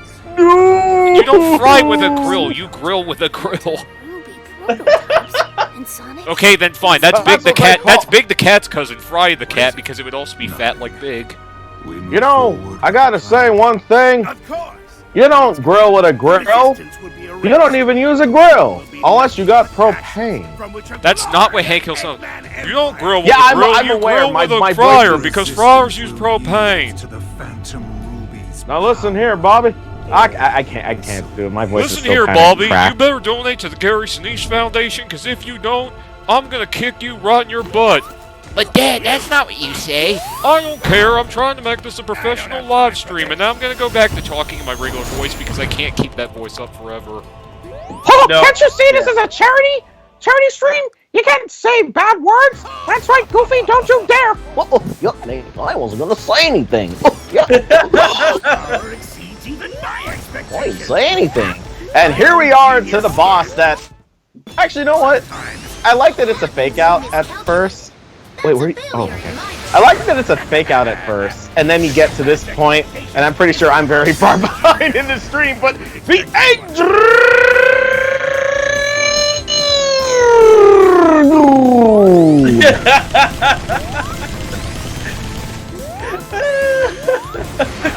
Is he going all Peter Cullen on us?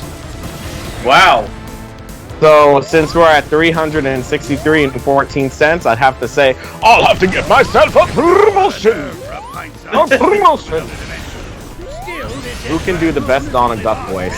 Don't ask me to do Donald Duck. I have to ask my I brother in can the do Marines to Donald do Donald Duck because he actually knows the technique on how to do the voice. I You're can't actually do not it. supposed to make your voice crack or gargle because if you do, you're actually going to hurt your throat. It has something to do with pushing your tongue back, isn't it? No, somebody explained the way you do the Donald Duck voice is you actually have to put an air pocket in your mouth, and then you're supposed to use your tongue to play around with that air pocket. Wow. That's how you do the Donald Duck voice. It's really hard to do, but my brother in the Marines can do it perfectly. You know, Yeah. it's an easy voice for me to do. Or Tweety Pie. Tweety Pie's another really easy one. Also, you know what? Screw it. I'm just gonna do it now. Find the computer room! There you go. There it is. There's the line that people were waiting for. Yes! Where's that dang fourth Chaos Emerald? Where's that dang fourth Chaos Emerald? Where's that dang fourth Chaos Emerald? You know, I have more lines than that. The ultimate life form will not stand for such debauchery. Where's that dang fourth Chaos Emerald? Your shoddy craftsmanship brings shame on all hedgehog kind, and for that you shall perish. Now I shall give you the meaning of chaos control! Oh, it sounded terrible. Yes, it did. Very terrible, as a matter of fact. Yeah, my voice is still kind of under the weather. So is mine. Thank you, M Sweet. Yeah. Yes, thank you. I'm sweet. Yes, thank you Much for that. I appreciated. tried my hardest. Look at you. Yeah, same. Got a chance to win. It's adorable. Not as good as most people. Amateur work, if I say myself. 3 short days. You know, I'm learning with time that Shadow the Hedgehog in the Shadow the Hedgehog when Jason Griffin was doing the role is just Stewie Griffin, but if Stewie whispered all the time. And if Stewie was a chain smoker.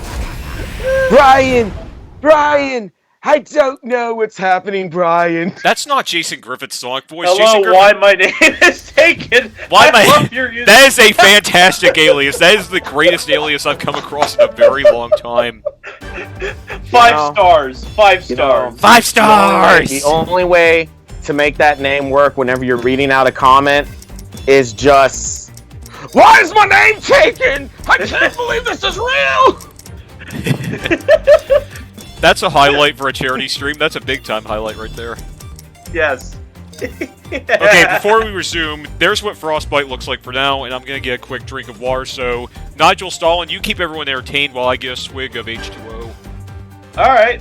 Why don't we do some more voices? I can do a mean Joe Pesci voice if, Stalin, you can do, Marv from Home Alone for me. Oh my god, I don't know if I can do that. Or maybe just sound like yourself, I don't know. But here goes. I mean, I can do Wacko. I can do Yakko. Is that good enough? Okay. Okay, yeah, that's good enough. Is that good enough for you? Can anyone do Ella from Sonic X? I can't. You know, I feel like if we get Mike Pollock in here... What did the sure crocodile say? Max, he said, find the computer room. Sam, they did not crack me up, little How buddy. did Ella sounded something like this, didn't she? I don't remember how Ella sounded. Right. That sounded more like Miss Piggy.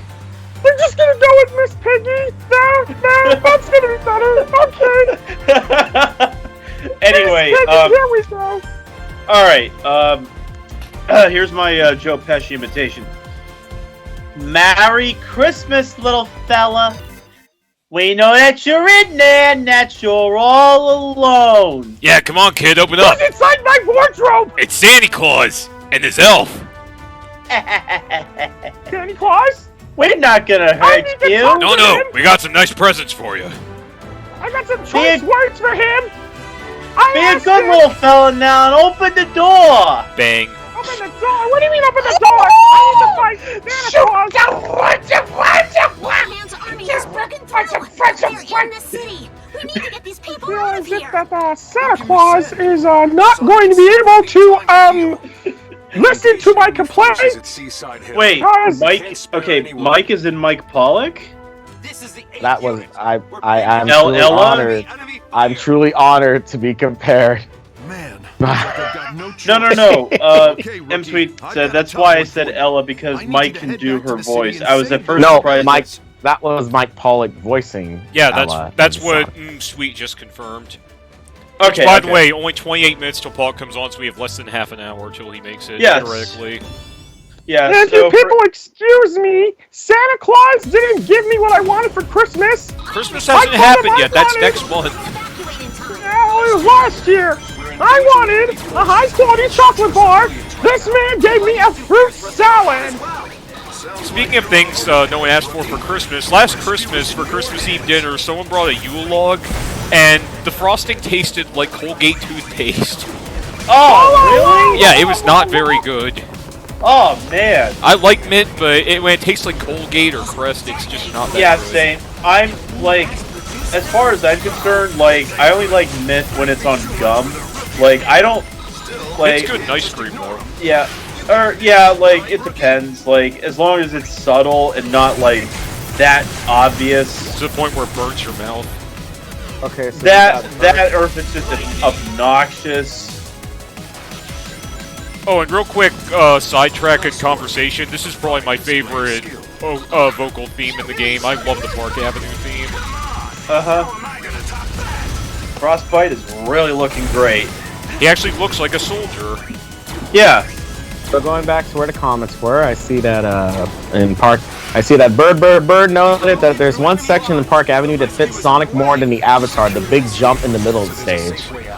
I'm going to assume you passed that, right, Gray? I'm not sure, because I'm trying to concentrate on playing as we go through these donations and comments. Yeah. Well, that's what we're here for. And there was a glass break somewhere. No, that was just my grandpa's dog tag on my neck. Oh, okay. That was really sounded like a glass break. it's very thin metal, so I guess. But I'll be right back. I'm gonna get some water myself. Probably for the best, because you gotta stay hydrated if you're in war. And now, the nations of the world, brought to you in part by Mario! Yeah! Mario! Invading your Steam? Well, it's again!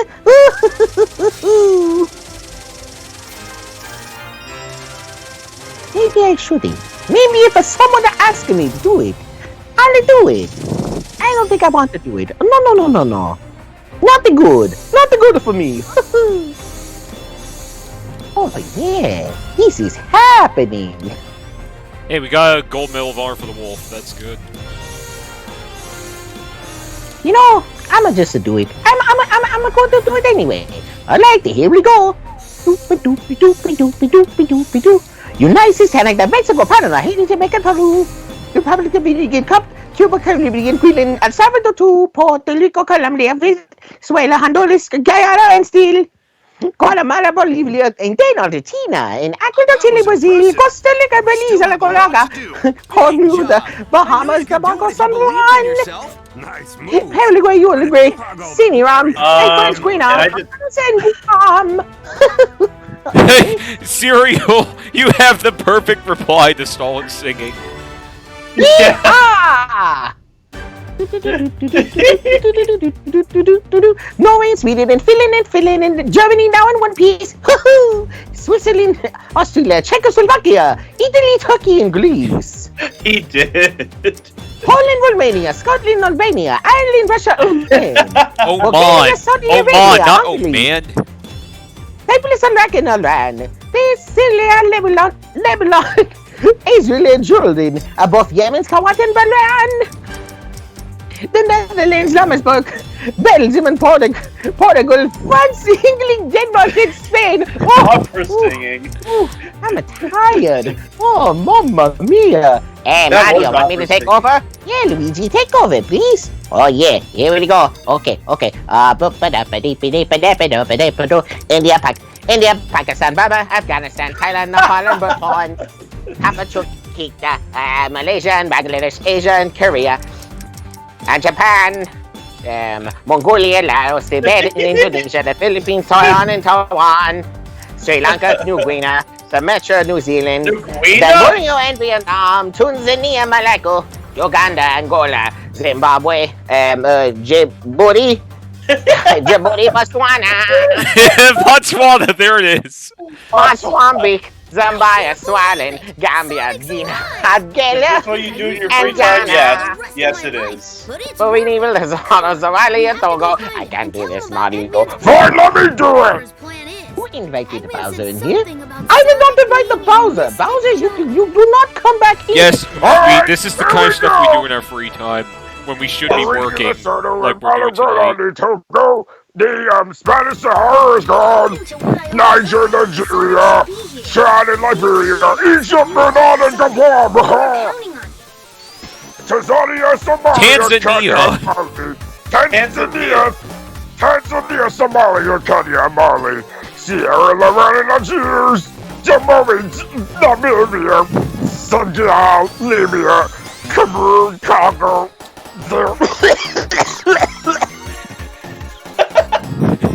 Jeez, I think we killed Bowser. Oh, killed it good if we did. No, that's not good. Sit down. You don't need to do this. Easy. I'm having way more fun than I thought I would be tonight. I am too. I don't know why. Buena, Passau, Madagascar, Buena, Is that Waluigi? Hong Kong, Abu Dhabi, Qatar, Yugoslavia, Yes, Freedom right. Summit in Pennsylvania, Macano, Liechtenstein, Malta, Palestine, Fiji, Australia, Sudan. That was painful, dude. That was.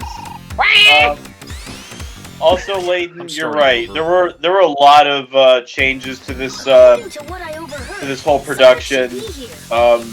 It was supposed to be a series of videos and then a few live streams here and there. So I'm glad it's just down to this, though. Okay, I'm Leighton Lover, curious I if know that- who you are now. I just put the puzzle pieces together. I know who you are. I'm very curious, but Nigel, could you check if that actually brought in more donations? Because if that did, I'll do. Hold on. I'm gonna refresh the page. Nope, it did not. Oh well. Well, I mean, so much for Took you long enough. so much for the Nations of the World, brought to you by Nintendo characters in the Sonic stream. Yeah, Sonic charity stream, mind you. Yes. For charity, yeah. I just love how your Sonic impression is just Jaleel White. Yes. Hello, I like money. You like money, huh? Alright, Mr. Krabs. I see where you're going out with this. Money. Might be closer to the center. So, Mr. Krabs, you like money, don't ya? SpongeBob don't. We've talked about this. Don't do it. I'm Squidward. Patrick, get out of my bedroom! Why are you in my bedroom? What? We're Why having am I a slumber starting party, to aren't we? Luigi? The forest We're was having burning a a few slumber stages party, ago! aren't we? I think he is You know, somewhere you're near absolutely here. right. The forest was burning a few stages ago. Oh, Bird. I just realized, why Observing isn't things. this stage on fire? Yeah, really. It's a casino. Do you really want it to be on fire and with neon lights? Well, hey, Vegas Does is like it that, need isn't to be it? on fire? Oh yeah, the I don't Root. think Let's I've have the ever Root play the seen next time Vegas we go on to the fire stage. with that. Marvin, it's hard to explain what we're doing with all these voices and stuff. Because Stalin is a really strange person, and that's why we love him. Yes. Well, to be fair, I'm strange too in my own unique way. So am I. You're darn tootin', Doc. Oh, Yeah, hi, darn Bugs. tootin'. You're darn tootin', Doc. You got them right in the corner. Oh yay, my favorite Avatar stage. Too bad it's way too short. The system is picking up a couple of And I made a clip. You're welcome. Thank Thank you. you, Mystery. We're gonna promote Thank that you. all over the World Wide Web, especially I hopefully we have can a get Pollock feeling. to promote it. Homie, so you think I'm gonna sit there and watch you waste your money on a monster to clobber that dare Kirby? Bump! I don't think so. Homie, don't play that. Lab and check it out. Time Very for curious Aqua now, Road. Homie the clown. This is perfect music to drive in the rain Took the with. 2 light readings near the lab up ahead. I just love in living color. Oh, that's what that's from. Taking them both on might be a big ask for the rookie. You're Yeah. darn tootin'. Oh, in Living Color, the band. The ones It being would be called the more like personality. Yosemite Sam! Strong. This place is enough to make a No, I say, I can't do Darn the work. tootin', Marvin! Yeah, exactly, Leighton. I was doing Yosemite Sam just now. Sorry if I'm singing this song, but this song is just really catchy. Oh no, Aqua Road is good. It's probably my second favorite. hard to find. I hate that rabbit. I hate that rabbit. I've had plenty of practice with southern accents given that I live in the South. You damn tootin' rabbit. Well, look at you, rookie. Having fun in the water? Although, the best kind of voice I could do is like Jersey. Well, this is no time It's to funny because I used to live in Jersey when I was just a kid. No, I'm starting this over. Yep, start it over. Oh, no. Taking them both on I found the fire. Where's the fire? Where is the fire? Just to clarify, we didn't start the fire.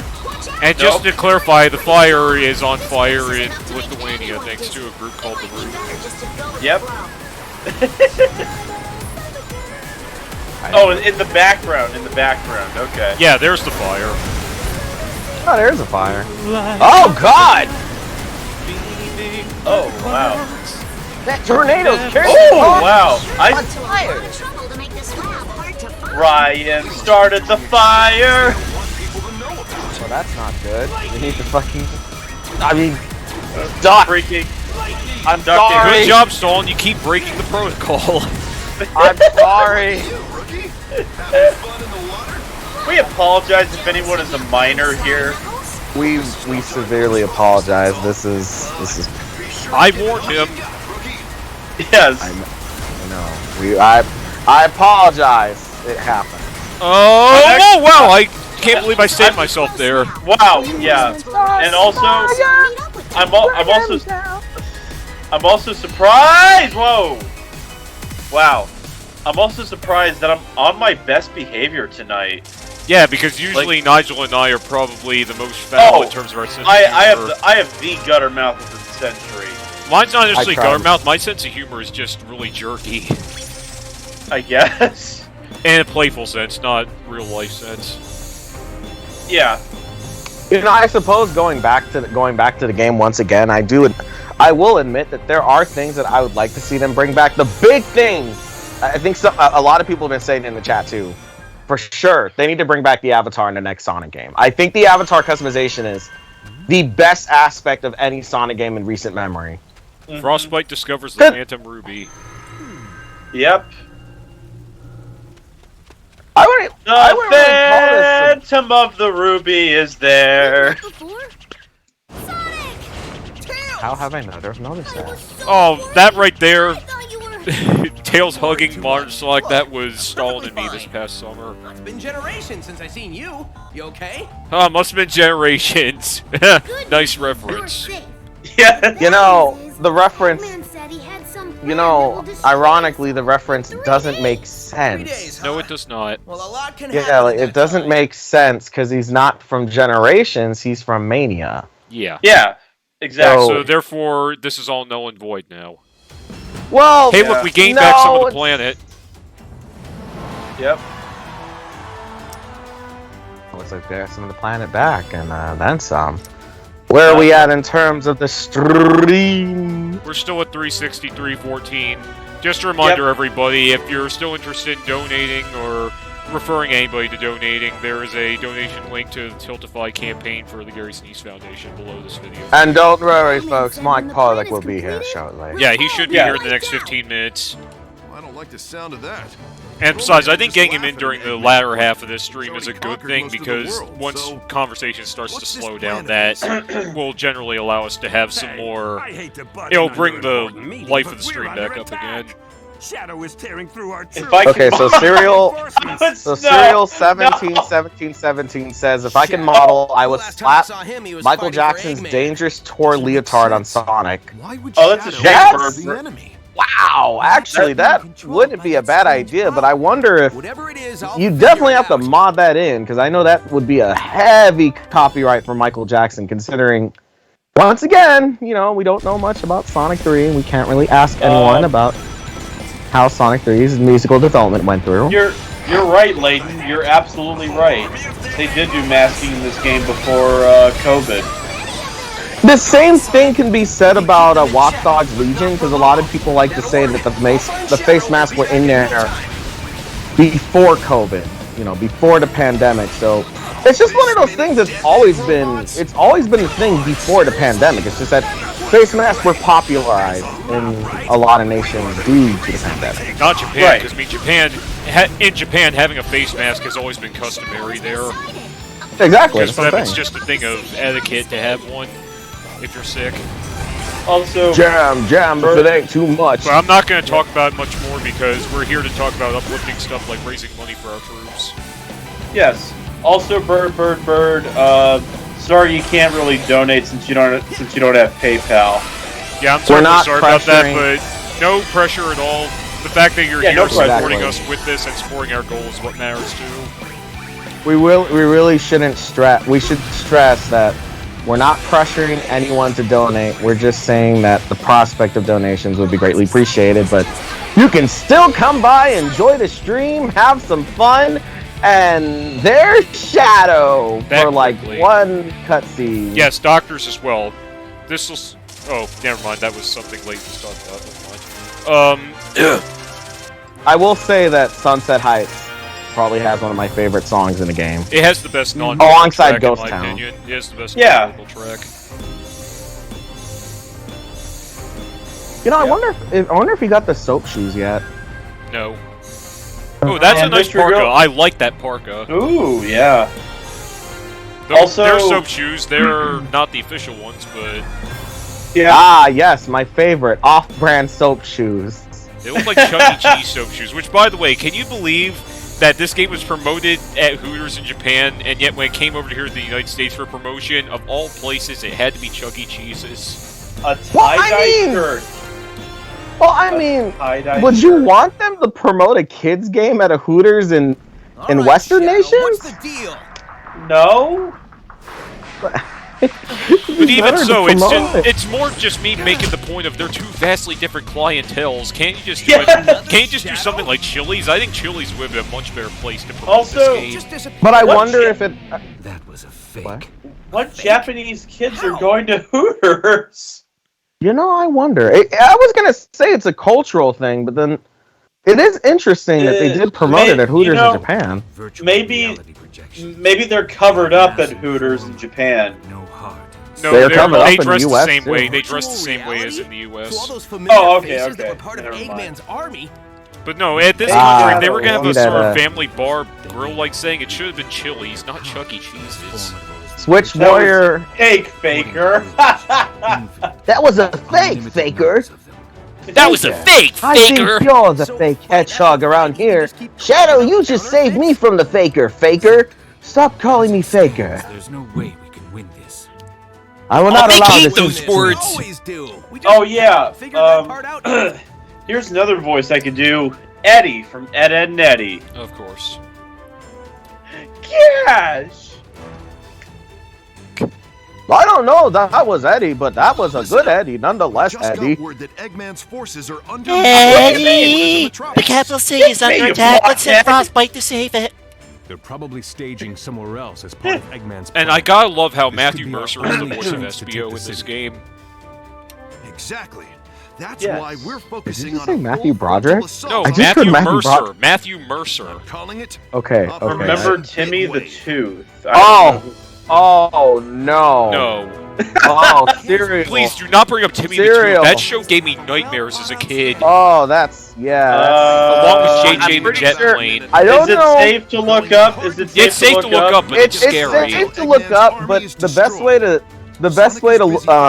way to describe it is just imagine a giant tooth that sang songs that was a Universal kids show, like Universal Studios kids show, and then it used to be exclusive to VHS. I don't think it ever came out on television. What? It was disturbing stuff either way. So the idea of a quick, focused attack isn't bad.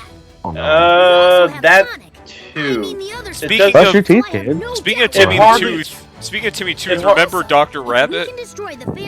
Dr. Rabbit. Yeah, the Colgate I'm pretty sure video mascot. I'm pretty sure if there's a lot of kids watching the stream, I'm sure they're not familiar with YouTube poops, and it's fine. Mr. Rabbit is before your time, children, and it's perfectly fine. He's still in schools to this day, actually. Mr. Rabbit? Dr. Rabbit, yes. Dr. Rabbit. I had to watch one of his tapes in kindergarten, believe it or not. We're in the second half of the game now, and we're going to Operation Big Wave. And Pollock is trying to stop us. Of all the stages, I think this is actually one of my favorite stages. Not in terms of music, but in terms of the actual. Yeah, because this one is the one that I feel plays around with that idea that I was saying, where you could do more with the Phantom Ruby distorting reality as you're playing the game. If they did more of that, I would appreciate the level design more. If you were to distort the levels or make it so that certain areas couldn't be crossed in a certain ways. Like those statues are creepy, and I love them. I love that the Eggman player's taking over. By the way, we have something incoming on the stream feed. What does it say? Thank you, Bundy Chick A2, for hosting this stream. Oh, thank you. Always nice for our faithful support from Down Under helping us out. Oh yeah, thank you so much, Bundy. And good morning in Australia, by the way, or good afternoon, I think it would be by now. Oh yeah. How many viewers are we at right now? 33. 33? So I think it's been a while. I figured I might as well do it again. Welcome to the Grey Gorilla serving the Selfless. Sorry, Gary Sinise. You messed that up horribly. That was a cardinal sin, Solid. I was not trying to let that happen. That was beautiful music, Stalin. I gotta say. I was trying very hard to hold that back. It was something that could not be let out. Oh, by the way, who goes there? Marvin the Traveler. Thanks for the follow, dude. Marvin the Traveler! And thank you for being part of our effort to raise money for the Gary Sinise Foundation tonight. He burped. He burped. Sweet. No, I didn't vomit in my mouth. That's not. I did not. That's disgusting. Ew. Yeah, it was a burp. It was a burp. Don't worry. Yeah, I was about to say, and I nearly puked out of anxiety the first time I played this game. That's how uncomfortable I was the first time I played this. Yeah, I would not be surprised, honestly. Because it's not that the game itself really, well, it did make me scared, but it was only because I played it during a really bad time.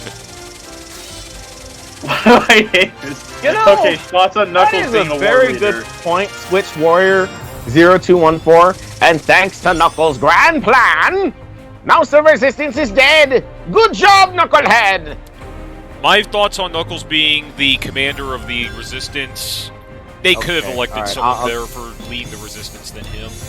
I'm gonna say this now. I personally think they should have had Amy. Yeah, Amy is a lot more tactical. Yeah. I think she has a higher IQ than Knuckles, so I think she would have done a better job. Right. The announcer is now a clip. Oh, another. The announcer is now a clip. Fantastic. Beautiful. But I would.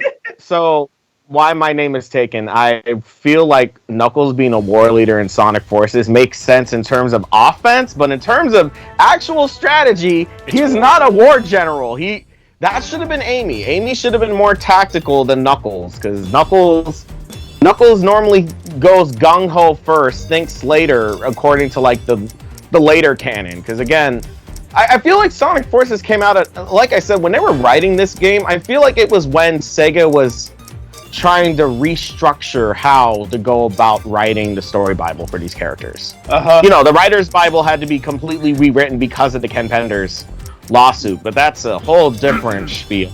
And bringing it up again isn't really worth it because it's done now. Yeah. Okay, so according to the comic, Knuckles made himself the leader. Yeah. Even though I say Amy we crash was through now the their leader. I say we crash through the window. I say we dress up like pizza delivery guys. My plan is pizzazz. My idea has pizza. Pizzazz! Pizza! Pizzazz! Pizza! Hey, could you two strangers hold this door while I... Not now! No! Pizzazz! Pizza! Anyway, let's get on with the second fight against Infinite. If only Mike could be here right now, just... Well, he'll be on soon. Only 3 more minutes at least. Uh-oh. SpongeBob. I wonder if this world can offer me a SpongeBob, yes. You know, I still, it is the most obnoxious thing to do, but I still have those thoughts about just dubbing a Sonic game one day, just the cutscenes with just the voice of Popeye. Don't be scared. Oh, this is your moment to you know shine. what though? That reminds me. I've been watching these videos now. Someone took like someone like had like animation for VeggieTales and redubbed the characters for like different like movies, TV shows. Like someone redubbed VeggieTales to like SpongeBob clips with Larry the Cucumber as SpongeBob.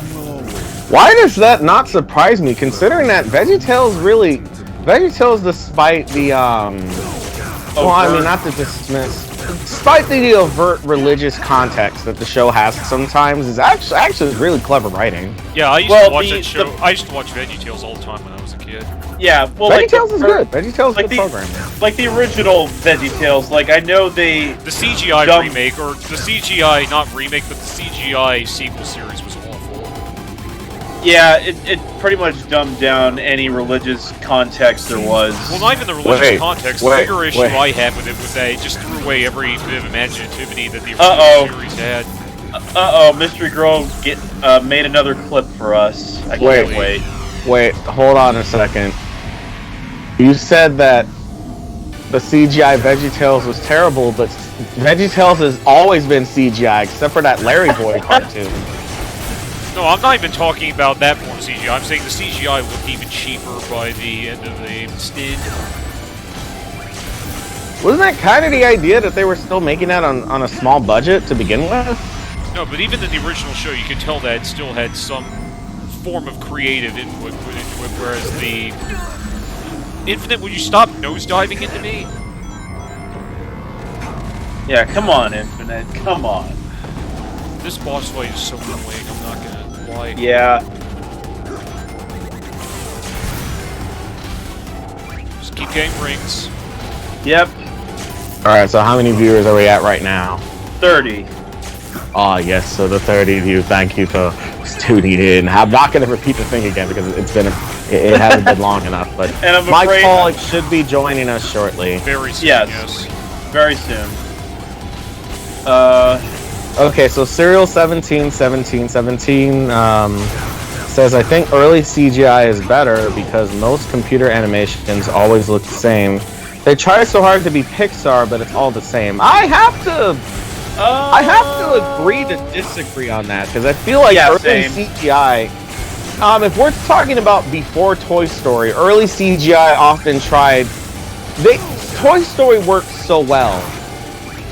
Toy Story worked so well for Pixar because at the time CG always looked like plastic. It looked very plasticky, so it worked for toys. For the humans, they didn't age very well. And it's the same could be said for like shows like Reboot, where they tried to go in human designs, but you could tell that it wasn't, like realistic or trying to be, as photorealistic. Because honestly, you could really just to be honest though, like I think the original Toy Story gets a pass on like the human designs, but overall though, I would say like if you're gonna design people, like I mean, it's gotten better obviously, so like there is that, but like as far as like them being real, like I'm not looking for any real or not necessarily realism in CG cartoons, but at least some human element to it. So Gray, my boy, when you gonna give Frostbite the bumper shoes? Probably never. We need to. We're gonna make a joke avatar at the end of this stream. We need the Twitch. We need the Twitch stream to just start a hashtag. I'm just gonna put it in the chat. We just connect it to the stream. We just. How did you?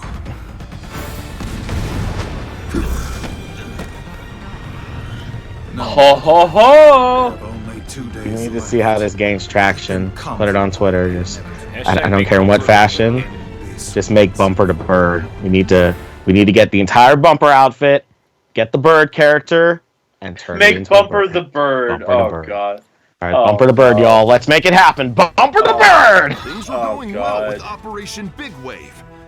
Then everything. The humans always look ugly today, in my opinion. It definitely depends. Like they look I know ugly in Food Fight. I'll tell you that for sure. Oh yeah. Early CG humans always look bad, but I would also say that it has gotten better with time. But it's just like what a Mystery Grill said. It's an art style thing. You could make anything look good if the art style looks good, but even then, you still have to fight those limitations. Like for example.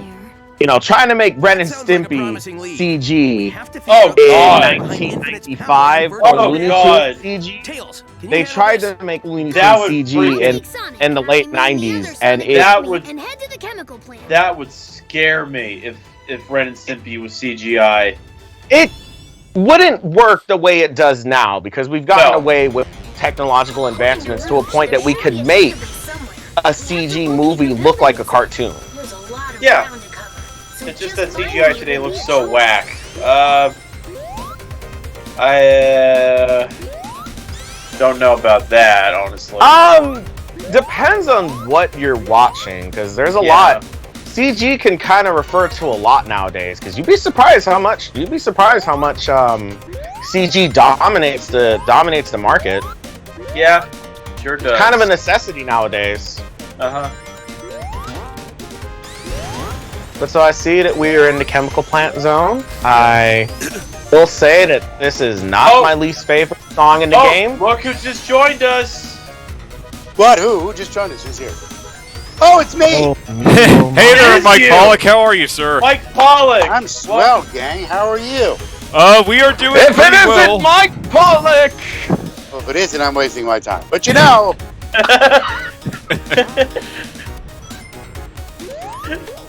But yes, so I believe we can continue. We are currently... Oh, I'm sorry, go ahead. Currently, we are at $363.14 in donation money so far. Well, I'm sure there's more where that came from, ladies and gentlemen, and children of all ages who might be listening. So, come on! Step it up! Come on, step it up! No, man, that sounded like Pollock was trying to do a Sonic impression. Come on, guys, step it up!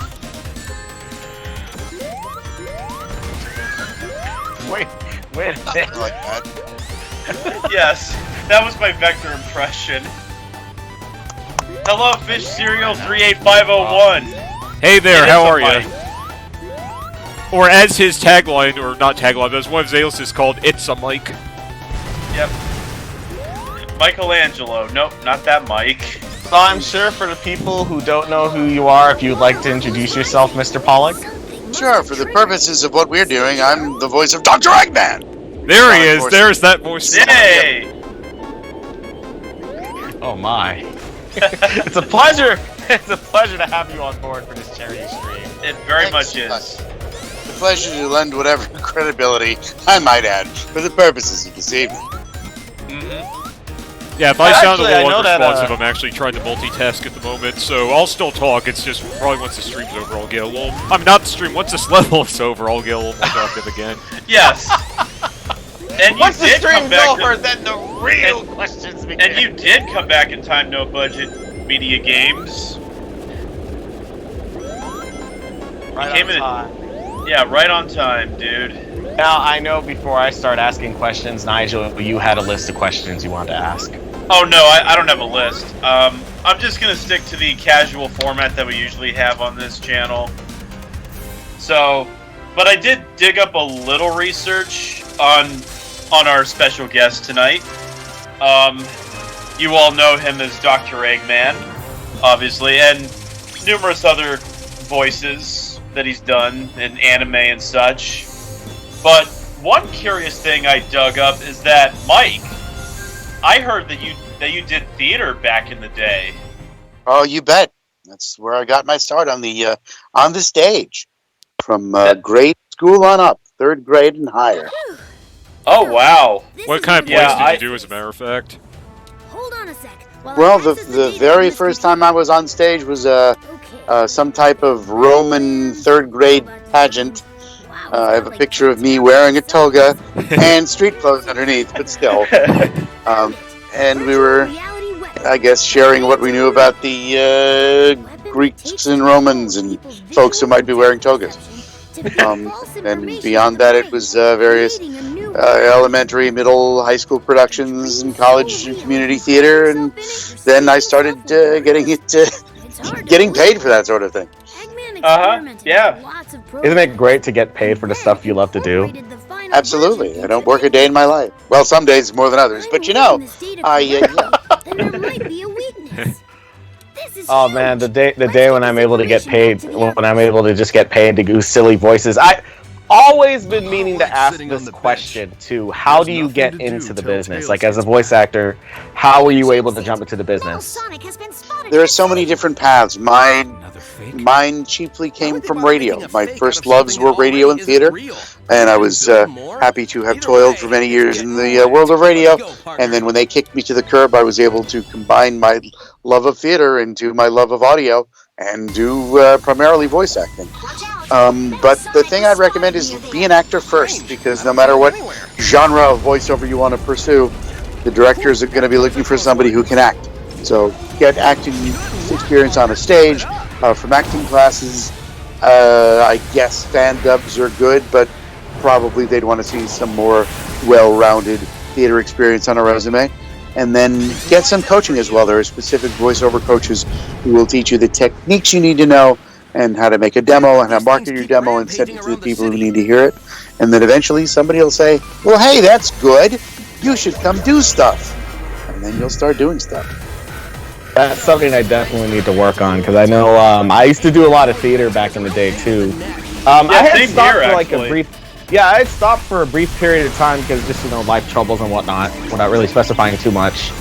But I know that for a while, like as a kid, it was one of those things where I would always watch your shows. Like I know it wasn't just Sonic X. I know it was Ultimate Muscle, Fighting Foodons, and there was Pokemon.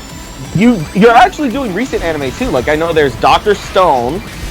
Correct me if I'm wrong. I thought you were in Promare and Demon Slayer. Yes. Oh! Demon Slayer could be. I'd have to look it up. Yeah, I'm not sure if Demon Slayer was on that list, but I know that Promare was. Definitely Promare and Dr. Stone, because I recognized the voice, and I was wondering, gee, this sounds familiar. Not to try and jump on the boat of what Twitter would do, where it's just, hey, Dr. Eggman's in another series. Or is it a TV commercial about evil ham? Right. Yeah, next thing you do, he'll be doing an advertisement on octopus cup holders. I don't know what their advertising budget is. Oh my goodness. Fine stores everywhere, wherever fine auto accessories are sold. Yeah, I like how you actually showcase some of the radio and TV ads where you did the voiceover to promote those companies. So, looks like Layton did theater, so did, and Bird is in her first year of theater right now. Here goes, partner. I have to ask. Oh, I'm sorry. Go ahead. Theater is a great place to start. School theater, wonderful thing. I have to ask though, were you classically trained? I have had some classes. I don't follow things like the method and those sorts of things, but I've taken some at least basic acting classes, and then have had a lot of on-the-job training and a lot of luck and just, I guess, natural ability, without sounding too egotistical. I knew what I was doing. But yeah, there were definitely acting classes along the way. I was in theater camp for a summer. I would, whenever there was a chance to indulge in my passion, I would be there. But also just doing stage work. Once you know the basic terms of upstage, downstage, blocking, how to do basic choreography, then you can get on stage and learn it really on the job. Mm-hmm. And then I know that stuff definitely translates into the industry, because I know, especially with voice acting, there are certain there's certain other voice actors that often talk about how you can do the voice, but you have to also one of them, I think it was Bob Bergen. He does the voice of Porky Pig. He had noted something about you have to learn, if you have a character with a stutter, you have to really make the stutter into the character. Mm-hmm. Yeah, it's not stuff like that. It's not as easy as just doing a funny voice. There's acting behind it that lifts it off the page. So because you can have a one-dimensional funny voice, but you want to add the dimension of the acting and the emotional intent behind it. Yeah, and I actually met Roger Craig Smith 3 months ago, and the following week he did a sort of Instagram live with some people who were interviewing him, and one thing he brought up was his worst day of doing voice work would be Fridays, because that's when the studio would want him to give his all, both acting and voice, so he would have to spend the entire weekend not talking at all, just so his larynx could recover. Oh, wow. So, yeah, I mean, voice acting, even though you don't show your face, it's really hard stuff to do. And even if you act in person, it's all hard stuff to do. Sure. Your voice is a muscle, and you've got to work it out, and you can strain it, and you need to recover. Yeah, that's why that happened to me before. Don't ever ask me to scream or sing screamo music, because I don't know how to sing it properly, so I thrash my throat in the process. There's always a way, though. I know that there's always a way to train your voice. I think it's something about working with the vibrations, right? Like, it's something like that. I don't know what it is specifically. It's called doing vocal warm-ups. Yeah, you can do things like breath support and stuff, but still, at some point, if you're dying an agonizing death in a video game, you're gonna be screaming your lungs out. Oh yeah. Or if you're in an episode of Dragon Ball Z, because let's face it, those people had to have been trained. That's what you're there for. That's what they're hiring you for. So they're paying you 100%. Give them 100%. Exactly. And that sort of reminds me, before we move on to the next subject, I actually did a tiny amount of theater in grade school, but I mostly did band in middle school. And my elementary school made me the drummer for this really, really cheesy Lion King ripoff play called We Eagles Fly or something like that. I forgot what its name was, but it wasn't necessarily a bad play, but you could tell it was just a cheesy Lion King ripoff, but with eagles on a chicken farm. And it was the world premiere, apparently, so I don't think anyone ever touched that play again after we did it. I was in a world premiere of a play, which was like a weird Star Trek ripoff. Like, it was for kids, too. Like, well, actually, more like Star Trek meets, basically about 3 little kids who travel through time, and I guess it's, any time travel story you could think. Any time travel story meets Star Trek, I guess. And I was I was like a couple alien characters. One of them was like a South American taper with a British accent. All right. A South American taper with a British accent. That is pretty ironic. Yeah. Unless, of course, you're talking about Argentina, but that's kind of a touchy subject. Like I said, this was a weird play that I don't think anyone has ever touched. I could tell you my fill. In high school, our drama teacher was into the most obscure plays, so we never played the popular stuff. It was always stuff that some people did, like I know there was Iphigenia, and there was 1984, that's always a classic. But then you have the obscure stuff like Scots on the Rocks. There's another one where it's like retellings of Shakespeare in like a modern environment, and then like little vignettes and stuff like that. And I think the one thing, yeah, and that was where I sort of started to learn that I would often get the role in productions because I did know how to act. I had good acting chops alongside the voices, because that's when I found out the silly voice can only take you so far. You got to put some real raw emotion in there, otherwise you're just a silly voice. Yeah, exactly. And I didn't rely a lot when I did acting. I didn't really rely a lot on voices, but it helped. Like the main voice though that I could really nail is the New York accent, or even like the Jersey accent. And the play I did my senior year, which I gotta say like is probably the performance I'm the most proud of, is the play called Heaven Can Wait, which is Mike, you might be familiar with the Warren Beatty movie. Yes, the incredible, much derided. Yes. Yeah. Yes, but it's been remade a bunch of times, and it's the original title from the 1940s movie was called Here Comes Mr. Jordan, which I didn't get why that was even the title of the thing, to be honest. But what I did with the performance, like, it called for a boxer from New Jersey and stuff, and I instantly thought to myself, all my years of watching Home Alone have paid off. Mm-hmm. Good old Joe Pesci. Yep. And even then, it wasn't like an overt Joe Pesci, and surprisingly enough, like, I was able to pull it off the entire time. Except for, like, the last bit where I deliberately, like, went into my natural voice, because at the end of the play, the boxer ends up becoming a different boxer in a different body, but still him nonetheless.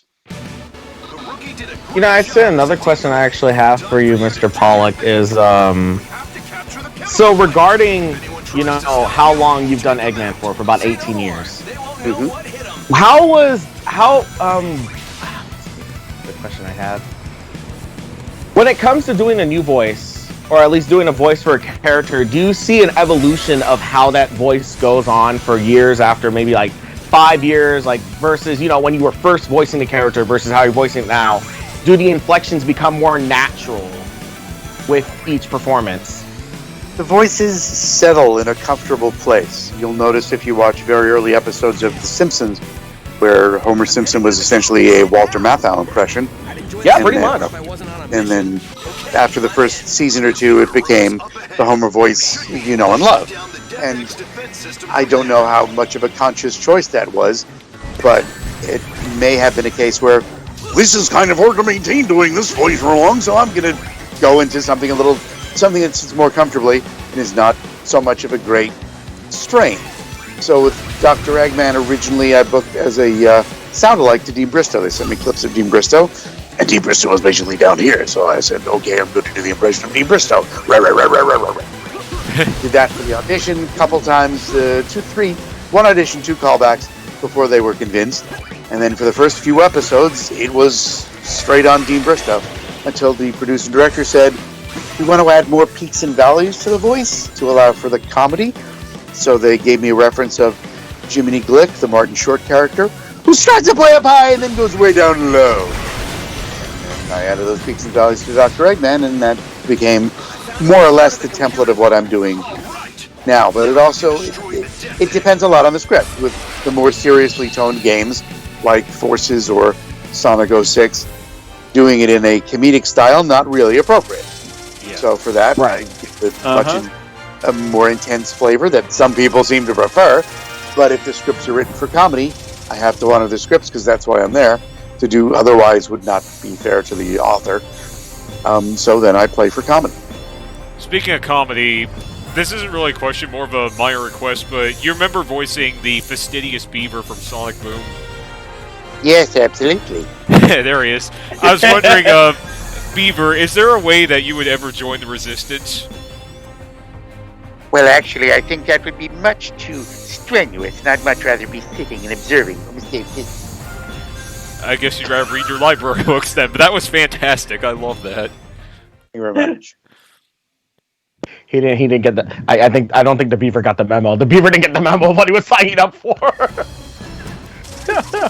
I'll just be the Resistance librarian, actually. Here's an interesting question that I just thought of now. I know we've been like talking about like all of Mike's Sonic characters. So I guess what I'm trying to say is, Mike, have there been any performances in your entire career where you think, oh, that gets overlooked quite a bit, or even this? If you go to conventions, let's say, does anyone recognize you for other roles outside of Eggman? Mm-hmm. There are a couple of deep dive viewers who will come up with obscure projects, and it's like, hey, I remember that. Good choice, excellent. One of the ones that I would recommend is a podcast called Earth Eclipsed. My episode isn't out yet. It's not going to be out for a few episodes. They're still on episode 1. But if you Google Earth Eclipse, you'll find it. My episode is touching and dramatic and something that is not normally associated with stuff I do.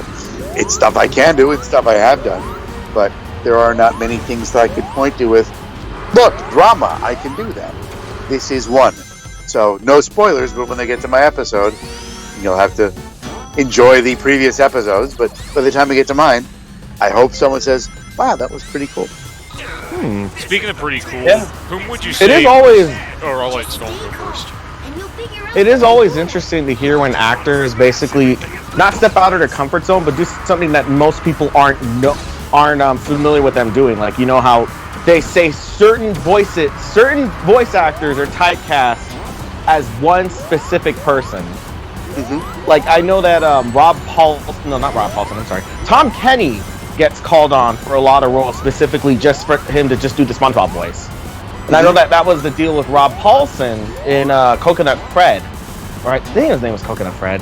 They had they brought him on because he could do a SpongeBob impression, and that was kind of what they wanted, because the character was essentially just SpongeBob. But if SpongeBob could create an entire island of people and play God, and it was... Never give SpongeBob that power. Or coconut SpongeBob. Well, that's one of the acting things. Yeah. Oh, no, I'm sorry, go ahead. One of the actory things that people seem to tire of when I drone on about it, but it's the little inflections that turn one voice into another. So it's the subtle differences that you may have to listen to and say, you hear a voice and say, well, it sounds like Dr. Eggman. Well, yeah, if Dr. Eggman was more nasal and from New York and not nearly as angry, yes, I guess it would be. But in fact, I've made different acting choices to turn it into a different character. So, listen closely and listen for the subtleties and appreciate, oh, I see what he did there. No, I can definitely see that. Like, I see that in a lot of your roles where it's like, I can tell it's the voice, but you're doing something different with it. And especially with Dr. Stone, I love, without really going into, if anyone hasn't seen Dr. Stone, it's a really good anime. But I won't say much, but a character that you play actually does play a pivotal role into how the events transpire, where they lead up to, like, where I guess the current day show takes place. Right. But there was also a Netflix movie that I had seen recently that was based on, I think it was Chinese mythology. You had played one of the gods in it. Nezha sounds like. Yeah, Nezha, that's what it was. Or Nessa, or something like that. Yep, no, Nezha.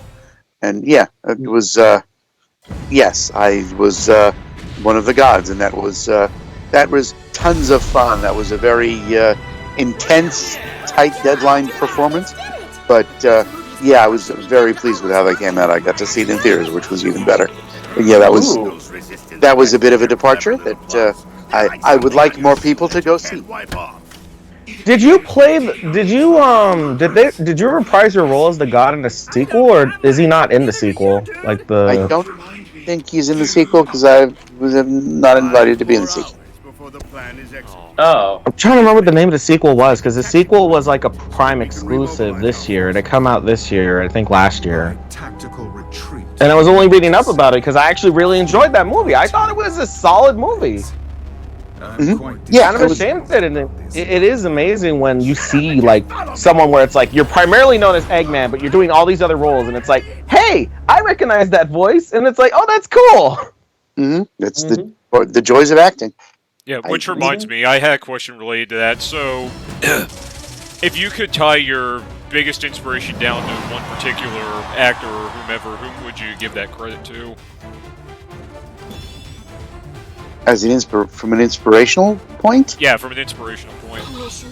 The Phantom Ruby signal has gotten... A guy on the radio named Gene Clavin, who was on New York radio early 80s when I heard him. He would do characters with himself. So he would have the conversation with himself in a completely different voice, mostly ad-libbed as far as I can tell, and he had a whole cast of characters in his head. The traffic reporter at the radio station, the chief engineer, one of the sales guys, all just characters in his head. And they were endlessly entertaining. And I had the chance to see him do that live once. He did a live appearance, and I went to see it, and it was mind-boggling. And that ability has always stuck with me, and how he could do that. And I hope I live up to the template he set. Well, it's funny you mentioned that, because I myself, when I'm bored, I actually play character voices in my head. I've one-sided conversations with myself just to kill time when I'm bored. I think I'm one of those people where, because as a kid, I guess I was mostly alone all the time, I would end up developing these voices. So sometimes it'd be like, hey, how you doing, everybody? What's going on? What's going on? I'm over here at the grocery store trying to get a 7-Eleven Slurpee. $17 they call it, 17. And I'm with my man Jerome. Yo, I'm not Jerome. Well, Farmer joined us apparently. Yeah. Hey, Farmer Joel Kane. Oh, hello, Iggy500, a first-time chat from this viewer. Legally distinct from a certain character. If I can interrupt the conversation for a minute, there is still time to donate to the Gary Sinise Foundation. Any amount you can put in helps. And I'm going to remind people that if you have a strong opinion on Sonic Forces, pro or even more likely con, share it with your donation so we can read aloud and spark some conversation. Yes, I would love to actually. I would love to read your guys' conversations on it. Absolutely. Hatred is welcome. And it's all for a good cause. It's all for supporting our first responders and our U.S. military's armed forces veterans. Sure. Very much so. But I was going to say, I'm sorry. Go ahead. No, please. Put your money where your hatred is. Yes. Definitely. I was going to. Go ahead. Yep. I was going to say that one of the things I can appreciate about a lot of voice actors too is their ability to improv. Their ability to improv and ad-lib as that character, where you get comfortable enough with the character where it comes naturally. Like, you know who that character is, you know exactly what they would say in a situation. And that's one of the things. The other thing too is I know that one of my inspirations growing up was Mel Blanc. I know most people probably have that, but as I got older, the thing I started to notice with certain voice actors is it's exactly what you said. It's the inflections, the tones, the pitches. It's the same voice, but you know how to make it just different enough where it's like Bugs Bunny isn't Sylvester, but people have been able to pinpoint Sylvester's voice as Mel Blanc's voice with a lisp. And then Daffy, and then you actually figure out from there that they either pitch it up in post, or he was able to eventually pitch it up later in his lifetime. Yeah, one of the things about the Bugs Bunnies and the Daffys and such, there were some pitch adjustments. It was all done on reel-to-reel and audio film, and they had developed some of the speed adjustments to make that happen. But yeah, you'll notice that some of those voices were pitched up somewhat artificially. Times would try to do it without that. It didn't always work. But yeah, pitch adjustment helps on that. So not that that's not still a wonderful. The acting behind it is the same. And if you slow it down to normal speed, you say, oh, I see what he's doing there. But yeah, those got a little help. And I have had some pitch adjustment on some stuff that I've done, not necessarily with my blessing or permission, but it's what they wanted, so I would hear a line played back in a finished product several octaves lower than I recorded it. Okay, interesting choice. Could have asked me but you didn't. Alrighty. Okay, so they would just pay you for the recording, and then in post would just be like, we just need to adjust this low enough. Yeah. So at some point in time, Dr. Eggman would become Dr. Doom. Well, the friendly folks at Sega have not done that, but other producers have adjusted either while I was in the studio or after the fact. Like, oh, interesting. Yeah. And since we're doing a charity stream for a military organization, I guess I should ask the question. So, Nigel and I talked about our familial military connections before we started streaming, but does anybody in the Pollock family happen to have military ties of any kind? Sure. Dad was in the Army. Uncle Lou was in the Army. Yes, he was. There've got to be others that I can't think of now, but at least my dad and my mom's brother. Both served in the Army. And didn't speak about it much, but I commended their actions. Yeah. Yeah, I actually have quite a few members of my. Now that I really think about it, like, I've already brought up my grandfather as a Marine. My uncle was also a Marine in Operation Desert Storm. I had two great uncles who were in the Army during World War II, and then another really notable one. This is going to sound like the most Italian cliche ever, but I actually legitimately had a cousin named Vinny. who was a Green Beret in Vietnam. Excellent. Wow. Yeah, my dad was in the Navy and he was a Gulf War veteran. I have a brother who's currently active duty Marines, and I think my great-grandfather was Navy. I think he served in World War II. I can't remember for sure, but yeah, one of my uncles was in the Army. The list goes on and on. Yeah. So, because of a lot of the familial ties, and with my dad, unfortunately, being service-connected with brain cancer and colorectal cancer. We got a donation! From whom? It was, hold on, let me refresh the page. But continue. Yeah, let's get a null space and continue this conversation. Oh, it was, Jay for $25. Thank you, Jay, for the $25 donation. Thank you for supporting the Gary Sinise Foundation for Veterans Day. And as you were saying, Gray? Yeah, I was going to say, just based on how many familial ties my family on both sides has with armed forces services, and with my dad being service-connected from brain cancer and colorectal cancer from the service in the Navy, partly why I call myself the Grey Guerrillas, because guerrilla warfare, but at the same time, it's also to make an idea of I don't want any military veteran to have to go through what my dad's gone through. So it's military, something that's deeply rooted within my heart. Definitely a tough life. Yeah. Yeah. But at the same time, my dad was a good father either way. He did his best, and that's all I can ask. Oh, let's have another question for you. I have another question for you, Mike. So, the one role, name the one role that you would want to do in the future. Just anything, like your dream role. Like if you were to just choose which company you could work with at any whim or any TV show or anything like that, what would be your dream role? Sure, I wouldn't pick something completely specifically, but I would say something big and theatrical. I've been in moderate theatrical things like Neja, which was in theaters for a couple of days, and Promare for a few weeks. But a big major motion picture that's in theaters for months and months, and that would be really cool. It definitely would be. Yeah, sure. The day that we see another, the day that we see them actually do another animated Sonic picture and actually release it theatrically. Oh yeah. Speaking of which, that actually brings up a really interesting question I just thought of. So, Mike, yes.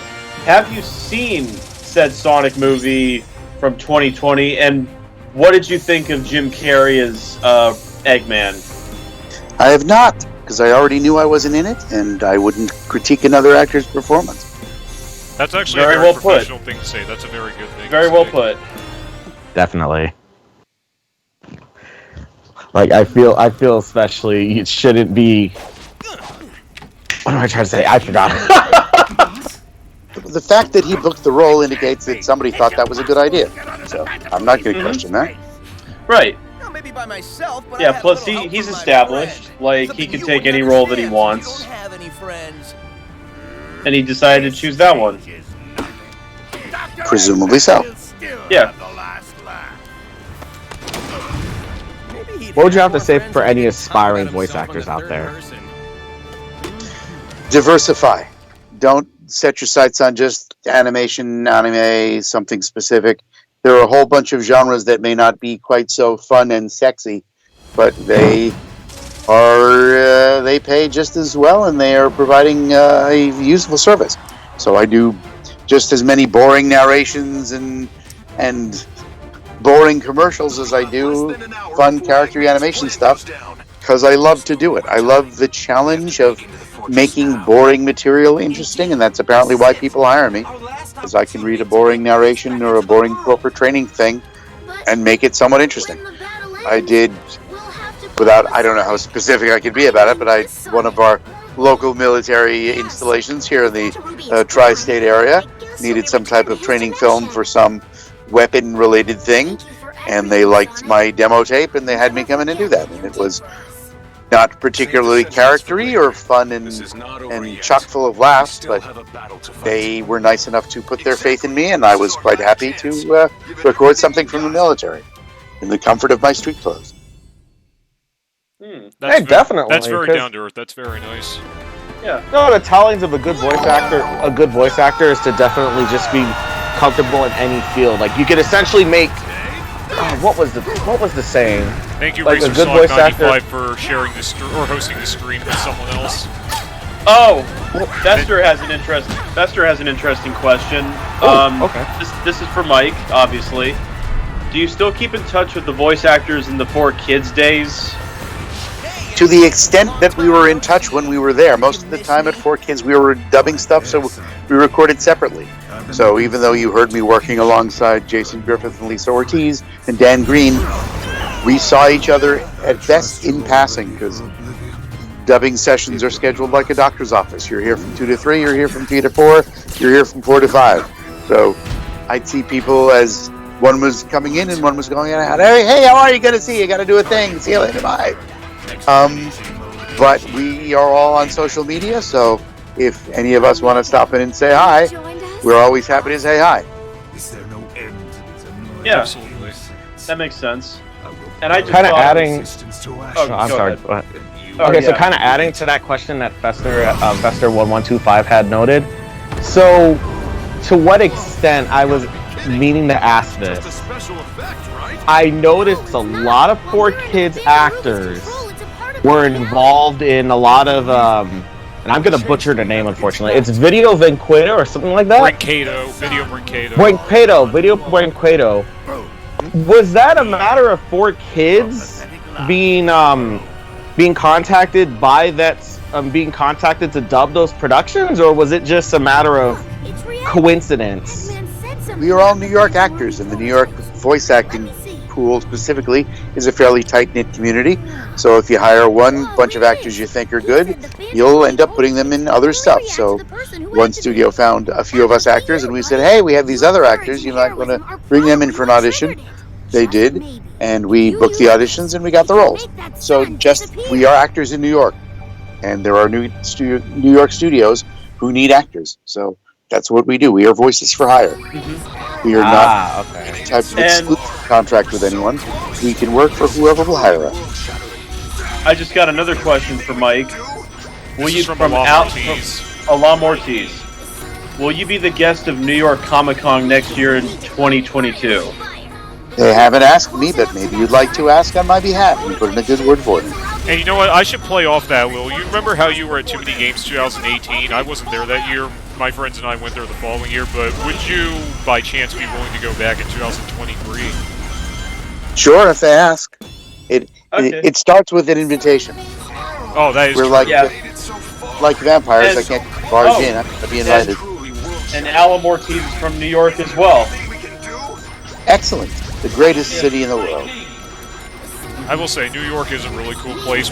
Every time I've been there, it's always been for a different purpose. First, it was when I was a little kid and we were just exploring the city because we lived in Jersey at the time. Second time was to experience it around Thanksgiving. Third time was to take my French exchange student there in the summer, and then the last time I went was for a college business trip. So that's what I find cool about New York. You can just do something new there every single time. Sure. To Mike from Fish Cereal 38501, any plans on coming back to conventions? Just generally. Invite me. Sure. If they invite you. I can show up, but that's not really much of an appearance. Right. Okay, I see there's another one. Oh, yeah. I'm sorry. Go ahead. Leighton Lover 60. Yeah. Any interesting fan interaction stories you want to share? There's one weird one that, let's see, as I recall, she wasn't thrilled with me sharing it, but time has passed, and I hope she's not listening. There was a fan who found me on social media and started chatting, and it came up in conversation that she'd be visiting New York and she'd love to stop and say hi. So I said, sure, because it's nice to be important, but it's more important to be nice. And as it happened, I was still working my day job in radio syndication at the time. I had some work to complete in between voiceover sessions. So I said, well, I'll be at this Starbucks doing some work. If you want to stop by and watch me work on my computer for a bit, you can. She did, We chatted. It was fine. And I said, well, gotta go. I got to think up at 4 kids. So, excuse me.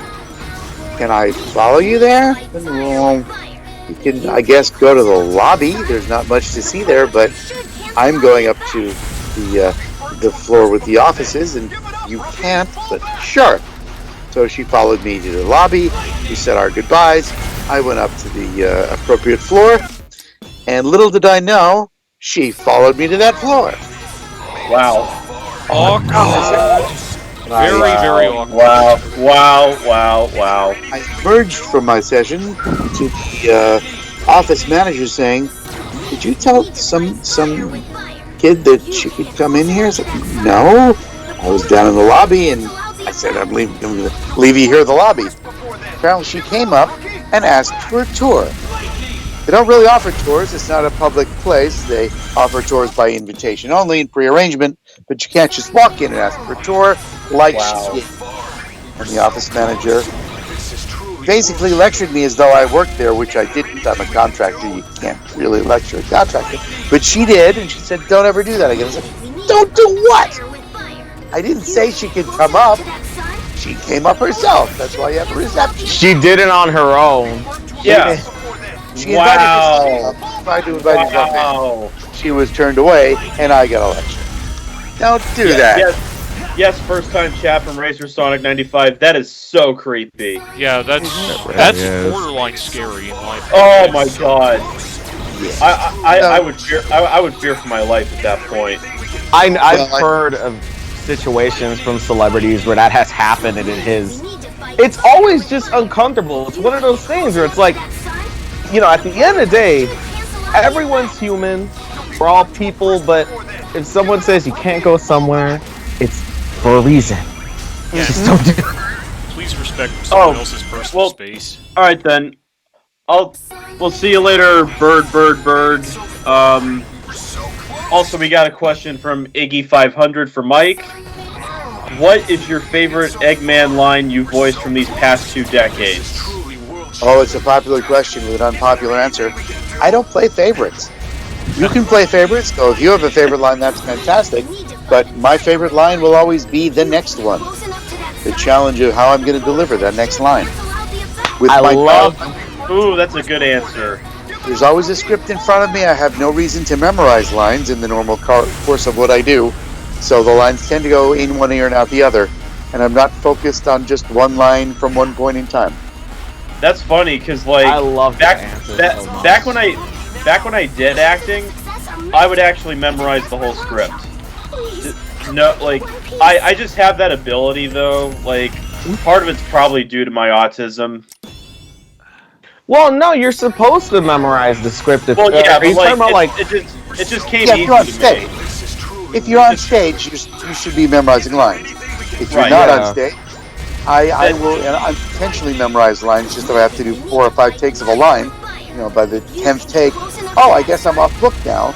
There's no benefit to that, but I just realized I could look away from the script more than I was before. But even if you're doing a film, in most cases, you're not rehearsing that much that you're remembering all the dialogue. There are often prompters and cue cards that you can cheat off of, but for voiceover, there's always a script in front of me. Yeah, that's true. Yeah, I didn't necessarily think about that at first. So, we have another question from Fester. Were you nervous at first to be the official voice of Dr. Eggman in the video games after the passing of Dean Bristow? Might have been very big shoes to fill. I tend not to get nervous. Stage fright isn't a thing, and in this case, I was already given a vote of confidence by the folks who cast me. So if I was good enough for them, then obviously they've got their faith in me.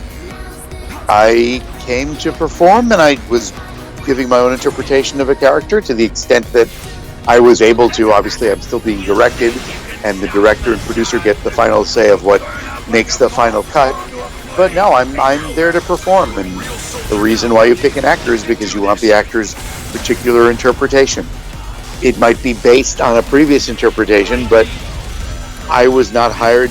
I was hired as a sound-alike, but I wasn't hired to do an impression and carry on the exact same performance as before. I made it my own. So I hope people like what I've done for the past 18 years. Sega has, I guess. They asked me to come back and do it in 2010 when they were re-auditioning people. And they asked me to come back, and I re-auditioned, and they rehired me. So that is one of the greatest compliments I've ever been paid. Absolutely, yeah. By the way, I gotta say, since there aren't many voice actors for Robotnik / Eggman, you are probably, well, honestly, I think there's like 6 of them. Because there's you, there's Dean Bristow, there's Jim Cummings, Gary Chalk, Long John Baldry. I think the question I'm trying to ask is, I know you've had it happen, but have people actively requested you to just redub an entire scene from another cartoon with just Eggman's voice? Somebody would have to finance that. And no, that's not a cost-effective use of anyone's funds at this moment. I mean, people have requested it, but my marching orders come from Sega. They own the character. So I'm not going to do it on my own. And it's not usually something that Sega would request because they've got voices from before. So there's no. Not, at least not successfully, I guess, is the answer to that question. Okay. Okay. But I know there was another question a while back. I'm not sure if you'll be able to answer this one, but it was from Sweet. They were asking how was it voicing Eggman in the Sonic and Tails R web show. Like, I guess it was the original series like that web... Emmy Jones worked on. Yeah, it was the one that Emmy Jones had created. I guess they're just asking how was it voicing Eggman for that. It was an honor to be asked, and there were certain arrangements that made that possible. Something that would not normally be possible. And I gotta say, probably go a once-in-a-lifetime experience. Yes, and I gotta say, the fact that Emmy Jones got you, Ryan Drummond, and all those other people on board, that was actually one of the many inspirations that it made me think, if I'm gonna raise money for a military charity to make up for my bad experience with forces, why not I see if I can reach out to Pollock, since Emmy Jones managed to get him on board, and the rest is history, and I can't be any more, or I could definitely be, what am I trying to say? It could not have been a bigger honor to work with you, sir. Thank you very much. Great to be here. Yeah. And we have another question from Serial 317. Question: what are your pet peeves when you're voicing a character, and how do you overcome those peeves? The over-the-top yelling and screaming. It's an occupational hazard, and it's often why I'm there. The challenge of doing that for more than 2 hours at a stretch is a challenge. Sometimes the sessions will stretch to 4 hours. That is not recommended. Hydration, lozenges, vocal rest, having an ear, nose, throat guy on speed dial, which I do. Just got a clean bill of health from my otolaryngologist, which is the fancy name for ear, nose, and throat guy. And he said, things look good, little scope. We looked down with the camera, looked okay. Good answer. That's that. There are some roles that are or not acting roles, but some narration things can be exceedingly boring. I've done some audiobooks. I wouldn't recommend them. I would not recommend either doing them or listening to them. They were marathons, and they were 6-hour sessions. I was tired and often bored at the end of them and kind of wanted them to end, but I sat there and saw it through and finished them. But it was a big challenge. And then there are just some directors that are more task mastery than others. There is at least one guy who I will never work with again because he did not want me to act. He wanted me to do impressions of him reading the lines. Basically, he was using some commercial, and if he could have voiced all the characters, he would have. I figured that he couldn't really want me to do impressions of him, so he said, I'm going to say a line, and you're going to repeat it exactly the same way. And I thought, you can't possibly mean that. So he read the line, and I read it slightly differently. And he said, no, I'm going to read the line, and you're going to read it exactly the way I do. So that's what this is. All right, let's turn off our brain and our pride. Just do what he wants. Wrap this up. Cash the check. Oh, yeah. Don't. No. This is a creative endeavor. It should be a collaborative effort. Don't do that. Yeah, that's the probably dread the biggest line. one. Yeah, you could do it occasionally. Occasionally I'll get to a line where no matter how many times I attempt it, my interpretation is not what they want. So I may say, okay, give me a line read, or I'll take the line read that is offered. And okay, that's what you want? Great. Like this? Okay. I've done it exactly the way you want it. But don't make the entire session like that. That's not fun. Yeah, so they basically just bossed you around to just do an impression of what they were doing. That sounds like such a chore. Yeah, he already had the whole thing mapped out in his head. He just wanted somebody else's voice to do it. All right. Yeah, and then we have another question. Do you have any favorite roles you played in the past, Mike? Again, same answer. I don't play favorites. I like that's right. roles that make me laugh. Funny voices with funny inflections like Meat from Ultimate Muscle is always, I guess you could call it a favorite, but the expression of one is the exclusion of another. I wouldn't want you to be watching something and saying, well, that's not his favorite. Meat from Ultimate Muscle is his favorite. That's not fun. My joy comes from performing. My favorite role will always be the next one. But if you're laughing, I was probably laughing too, and I love to laugh. Yes. And I just thought I love that answer, because it's just like, oh, what was your favorite art piece? I'm just gonna start saying, oh, it's just the next one. The next one's my favorite. Yeah, that's exactly like asking Martin Scorsese what's his. Who's your favorite child? The best movie he's ever directed. It's like, yeah, your favorite child. Yes, that is exactly that too. Yeah. Right. But I just thought of an interesting question. So, this is a challenge for a lot of actors emotionally, obviously, to be able to cry. Mike, have you ever cried in one of your roles? Oh yeah, absolutely. That's the nature of acting. You remember something from your past that made you cry, and then you cry on cue. The few times like I've done it, people seem to like it. Yeah, it's a skill. It's all an illusion. It's basically a big magic trick, but there is some actual emotion pulled into it. Yeah, I know. Because I know I've heard from some other voice actors it's and obviously the sessions could probably just go on and on with that, so it must be draining too. There was one I remember. I believe it was for something early on in the career. Jungle Emperor Leo. If you haven't seen it, please look it up. You should. Depending on who you believe, it's the inspiration for the Lion King. There's all sorts of theories and legal questions about that, so you draw your own conclusions. But I played an explorer who had a very emotional turn or two in the film, and it was a very late night session. It was on a deadline, and as I recall, I may be conflating two different gigs at the same studio in NYAV Post, but I believe I had just suffered a personal tragedy, and one of the ways I was coping with that was by wanting to go back to work and help out a friend who was on a tight deadline, and I cleared it with the relevant family members involved, and they said, sure, go ahead.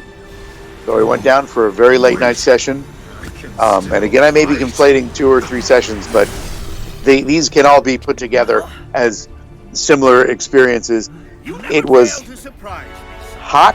The weather was hot. The studio was hot. I believe I ended up with my shirt unbuttoned, and I was hot and sweaty. And I said, I don't care how disgusting this may be from a vanity perspective, but let's get this done. You're on a deadline. I will give you an emotional, tear-jerking performance, and let's do this. And I think it came out properly on film. Fortunately, it wasn't on camera. It was just voiceover, so you don't need to see me shirtless and sweating. But it was definitely a labor of. But there were many tears, both real and imagined, I think, at that point. Oh, Jungle Emperor Leo. I was trying to. This was the Kimba the White Lion adaptation. Oh, yeah, that's you were in the Kimba the White Lion adaptation? What? Wow. Wow. Professor Mustache, Doctor Mustache. Yeah. Yeah, something mustache. Forget the honorific. No, it was that one. It was Dr. Mustache. Yeah, I was thinking, like, you did mention inspiration for Lion King. Yeah, that's what I was trying to. I was trying to figure out. Wait, I know what exactly you're talking about, but I was trying to remember. It sounded familiar, and I had to look it up a little bit. I forgot. I know the history behind this movie. This movie was in production before The Lion King, came out after The Lion King, and people scrutinized it for basically being a ripoff of The Lion King when as of right now, I know it's often debated if Kimba the White Lion, if Lion King took stuff from Kimba the White Lion or it was just a coincidence. It could just be one giant coincidence, but I mean, Kimba was originally a manga first, and then yeah, it was originally a manga. It was from Masamu Tezuka, you know, Astro Boy, Devilman. Yeah, he's like a anime in the 70s when I was growing up. Yeah, he's like a god of manga in some ways.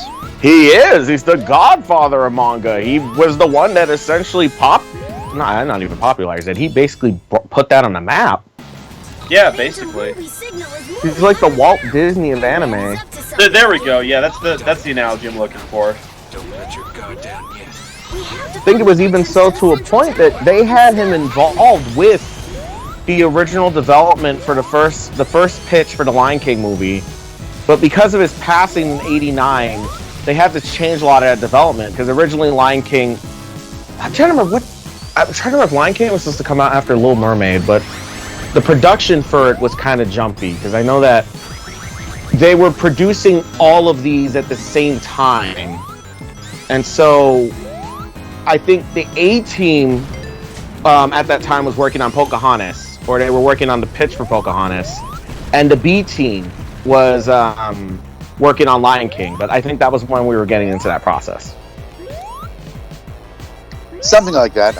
I've not read the Wikipedia entry recently, so you just might be right about that. Yeah, I'm just remembering off the top of my head. I'm not looking at my phone. The only time I did was for Jungle Emperor Leo because I was thinking this sounds familiar. And I'm trying to put it on the top of my head, and at the instant it saw Kimba the White Lion, I was like, wait a minute, I know what this is now. Because I remember seeing it, because there were, I don't know if it was this movie or another one, but I know that there were a series of Kimba the White Lion films that had been redubbed multiple times over by other studios. Oh. And I just thought of another good question for Mike. Now, I know, like, after looking through your IMDb page and all that, you seem to have done quite a bit of anime. When did you first hear of anime, or, like, how familiar were you with it when you started out? Growing up in the 70s, there was Speed Racer on TV. There was Kimba the White Lion on TV. I didn't appreciate it as anime as such, but I gathered that it was a Japanese animation show dubbed into English. One thing I noticed about Speed Racer is that same group of actors also recorded a bunch of children's records of Aesop's Fables, which I happen to have. So I recognized all the voices. Oh, particular Aesop Fables, by the way, because I love those fables. Yeah, let me see. They did The Fox and the Grapes. I have to remember there was a website that had all of these posted. I should remember, but again, I was a child at the time. Fox and the Grapes is one of them, and Sneaky Cheese Man, maybe. Could be. I'd have to look it up. I'll look up the album if that website still exists. But the actors were the same. Speed was there. Trixie was there. I know those voices. Because they were LA, a bunch of people in LA, and they were dubbing stuff, and they were making children's records, same studio. Then when the first booking came, which my first anime booking was Demon Fighter Kocho, also for NYAV Post. Michael Sinner Nicholas, fine director, work with him still to this day occasionally. He was just starting up his studio, and he decided to dub this anime. He was going to give copies of the original Japanese VHS cassette at the time to the actors to watch. I said, okay. And I watched it. Didn't make a lick of sense. Didn't know what the hell was going on. I think there may have been subs, but even if there were subs, I still said, what? So I went in to record, having watched it, and I said, I don't know if that helped or not. But then it was our first time working together. He was very generous and helpful, and we made something. I think it was okay. I don't know that I'd recommend it as something everyone should watch, but it turned out okay.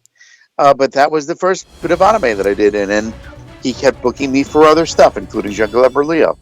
And that was Mike Sinternickle, as you said. Yep, Mike Sinternickle. Oh yeah, he was the voice of Leonardo in the 2000s Ninja Turtles. Oh! I will take partial credit for that, because I was working at 4Kids doing stuff. He wasn't, but he cast me in his stuff, and I mentioned that I was doing stuff for 4Kids, and he said, wow, that's a tough place to get into. I haven't been there, said. And I heard that they're auditioning for Teenage Mutant Ninja Turtles, and I'd love to audition for that. And I said, well, you know, I could bring you in, unlike random fans who want to sneak in themselves. I guess I could bring you in. So I did. And they said, okay, sure. This is highly unusual, but they took him in, they auditioned him, he booked Leonardo. So I'll take partial credit for that. And come to think of it, with Sam Riegel being the voice of Donatello and then eventually becoming Zor in Sonic Lost World, is it by any means a possibility that your work with Sinternickle was what got Sam Riegel into a Sonic role? Probably not, because once you're part of the 4Kids talent pool, they love to share. They will mix and match.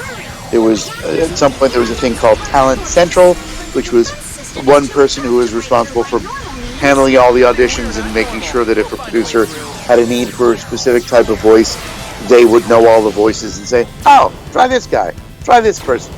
And that's who people would audition. So, probably not directly related, but we're all one big happy family, at least for a while. Yeah. I know something that I was looking at as I was just scrolling through, because I was looking at the Teenage Mutant Ninja Turtles list of voices you did. I noticed something strange. I don't know if this is right or not, but did you voice Kirby in Teenage Mutant Ninja Turtles? Yes, I did. I need to know which Kirby. I'm sure. Loosely based on Jack Kirby, although legally we couldn't say that. I'm not saying it now. He was called King Kirby, but if you, it was based on an existing comic book story, and there was some debate, at least when I was researching the role, because I wanted to hear an example of Jack Kirby's voice, and I was told by someone who would have known him that he hated being turned into a cartoon. So that person, who is a name you might know that I'm not going to mention, said, I'm not going to help you because he would hate being turned into a cartoon. Fine. Did a little more research, found the recording, realized he sounded like one of my wife's relatives. That was the voice that I kept in my head, and that was the voice that I ended up using. But yeah, he was called King Kirby in the cartoon, and that was who he was. Okay, I see it. I see it on the article right now. I'm just reading up right now to see. Yeah, so it's that one, because there's another. Apparently, upon looking up Kirby and then TMNT, there is another character that's a turtle named Kirby, and he's the fifth turtle. Not me. That was me.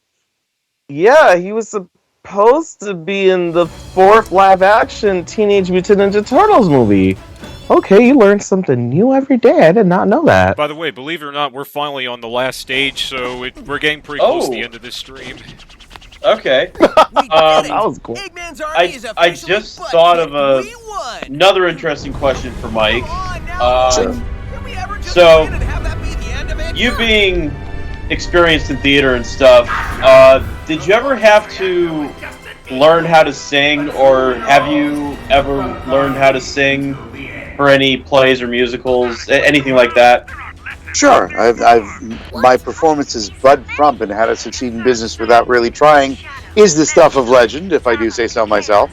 I've done a bunch of musicals over the years. Funny Thing Happened on the Way to the Forum, Shenandoah, girl crazy. These were mostly in high school and shows that aren't normally done nowadays. But yeah, I had very fond memories of doing How to Succeed. And then in a couple of recent things, I have sung in some of the intros of some of the shows. I've sung in character. I don't sing nearly as much as I might like to in things, but yeah, in some recent dubs and stuff, they've had songs. So I've sung in things. Awesome. I think going back to one of the comments from, I think it was from Eggy500, stated, speaking of Kirby, didn't you have a voicing role? And I know which one it might be. I think it was the mayor. It was the mayor of the security guard in Kirby Right Back Atcha. I was several people in Kirby. I was Mayor Len Blustergas. I was Samo the bartender. I was Chef Kawasaki. Chef Shiitake in one of the episodes. I was Kid Cosmos in one of the episodes, and the little bit part that I played, Iroh's dad. Iroh was one of the random kid characters. I played his dad in several episodes. Okay, I thought to myself, wait, Iroh from Avatar: The Last Airbender, or wouldn't that be a treat? Yeah.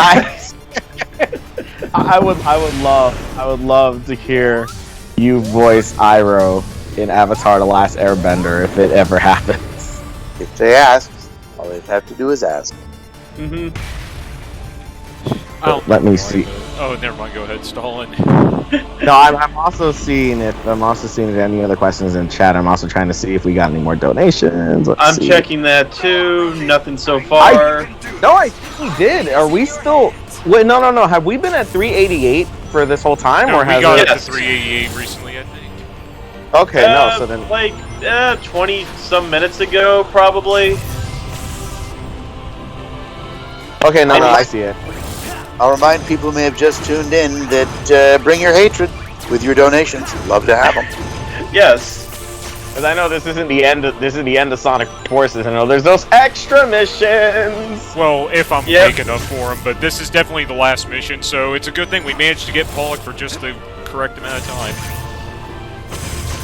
Fantastic. Yeah, so we'll get to see. He'll get to watch his own empire fall. Right now, I'm trying to find an archived version of that children's record website. And the Wayback Machine is almost stumped here because I want to see if that has a track list of that particular. The Wayback Machine is a great asset to use. It is, but yield results like now. Yeah, like I know back in the day. No, not even back in the day. Back in the day. Back in the day when Sega used to still have the Sonic Central site. One of my old MS Paint drawings got in as like a fan art of the month, and so for a minute I was trying to show people, hey, I got in it. I was in the site. Oh, no. So I was using the Wayback Machine to try and find it, and it's one of the it's one of the unfortunate problems with the Wayback Machine is that the way that they archive their sites is that it needs to have enough people on there. So if people aren't on there within a certain time, it just kind of erases everything like it didn't exist. And it is a shame too, because I'm not gonna say I look back at that piece. It's like, that's an old piece. You move it to the future. Right. But, sort of like how Mike does his roles. Or how about those days when you did movie reviews, Nigel? Oh, don't even get me started on that. Well, you're not proud of how you used to do reviews. Well, I'm proud of like a few things, but oh my god, we were so cheap. Well, Jerry even said you guys had a dollar store budget. Yeah, that's why he's called No Budget Media Games. Well, actually, that's because I made a joke about some of his subs, and I used to say that he streamed on a beer budget, so he came up with that name because of how I poked fun at him. My friend Kevin and I... Oh, wait, we have a question. Ever since Sonic Colors, the voice cast was switched from 4Kids to Studiopolis, which is in California. Was it tough getting adjusted with the studio switch? Not for me, because since I'm still in New York, it was a lot of remote recording. I would be sent to studios in New York, and we would work over the internet, listening on headphones and sending giant files back and forth. Handful of times when I got business tripped out to record in person with the cast were wonderful moments, but they were few and far between. But for things like Sonic Boom, for example, we had numerous sessions that were just all remote, and it was a wonderful recurring every 2-week visit. I think I did see that Roger, Colleen, and Travis were in the same recording studio, though. Yeah. We got a big donation. We just got $100. Who sent $100, by the way? Anonymous donor. Thank you so much for the donation, Thank you. Thank you for supporting GSF. Wow. That's very generous of you. We're getting close to the $500. We're actually getting close to the first milestone for our Promotion! goal. Promotion, yes. Actually, I wonder if Mike Pollock's Eggman could say promotion like that. Oh, I could just for this one time because it's, for charity. Yeah. A promotion! There we go. There we go. Now, there you go. Try making a meme out of that, Twitter. Oh, no. No, I don't condone that. Please don't. Now, I just thought of an interesting question I could ask Mike. So, I'm really entertaining to my parents because I have a wealth of different voices I can do for them. So, this is more on the level of a personal level, but has any of your relatives or anyone in your family ever had you do any of your voices? I've at family gatherings I have played episodes that were on demand on TV, and they didn't hold anyone's interest for very long. So that was pretty much all I needed to know. All right, that's what this is. Fantastic. Thanks for watching. I would like to note that. Yes, I just saw $502. Yeah, we just surpassed $500. $502. That's how much we made it to. Yes, $502. Thank you so much for the donation. It seems to be from another anonymous donor, I believe. Well, even if it's anonymous, every penny counts. It doesn't matter if your name's on there or not. Just the fact that you're supporting our cause is very much. Here's a comment from Sonic10 who donated $13.86. Longtime follower since the interview Shadow of a Hedgehog website forum in the early 2000s. Glad to have you here, Mike. Thank you so much. Great to be here. Yes, indeed. And speaking of which, it's time for Roger to take down Mike himself in this next phase where it's pretty much doomsday. Uh-oh.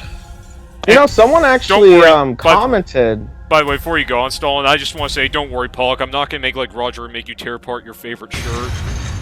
Thank you. Oh, no. Break all sorts of rules here.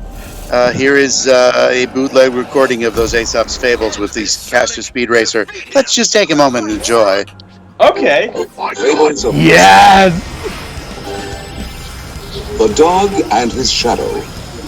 Oh.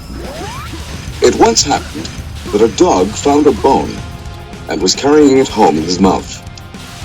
When he looked down into the water, why, he thought, there is a dog with a juicy bone like mine.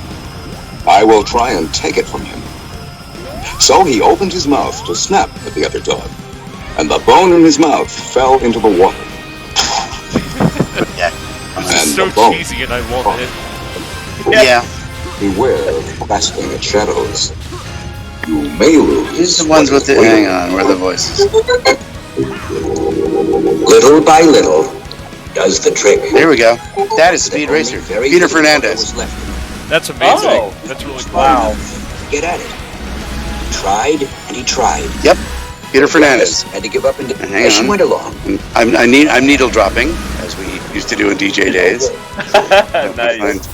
Trixie is here somewhere. For the cold winter to come. Winter? Yeah. Cold weather? Trixie. What are you talking about? The weather is beautiful. Play with me. La la la la. Play fine. It's my time. So yeah, that's the oh my god. That was a real treat. Wow. That was awesome. Oh! And I just got another question from Iggy500. And before I forget, this week marks the 11th anniversary of Sonic Colors. So for Mike, what was it like voicing with Roger in the new cast for the first time in 2010? Trick question. Here's why. We all recorded separately. Yes. So, for me, it was working with a new director, a new production team, and they were fun to work with. But I didn't hear any of the other cast except for one brief clip of something they needed to hear for reference, and it wasn't even for my benefit. It was for the production team. So I didn't hear the new voices until things were released. But my stuff was all done separately in New York, because video games tend to be recorded separately just anyway. But in this case, we were separated by a continent. So, trick question. Can't tell you. Yes. Don't. Yeah. I was going to say, oh my god, I'm sorry. You're still crying and laughter? I'm sorry, but just hearing the cast Speed Racer doing Aesop's face. That's my highlight of the year. For me. That was hilarious. That was my highlight of the year right there. Same. Instantly transported me to my parents' basement. I don't know why, but it kind of reminds me. I'm trying to remember what it was. It was some vinyl record. Mind you, I was born like '93, so I'm familiar with this purely off. I was born in '94. I'm familiar with this purely off of archive stuff and all that, but I was told that there was some obscure nursery rhymes with the Looney Tunes characters, and I think it was like one of the last things that Mel Blanc did. There was a lot of stuff Mel Blanc did on vinyl. Back in the day before videotape was common, the next best thing you could hope for is a children's record. The cast of your favorite cartoons would make basically radio plays on records, and you could buy them in stores and listen to versions of your favorite cartoons. It was a different time, but I had several of them, and I had a whole bunch of these that I don't believe I selected any of these. Mom found them in a store and said, "Oh, he'll like these," and she brought them home, and sure enough, it influenced my future career to some degree.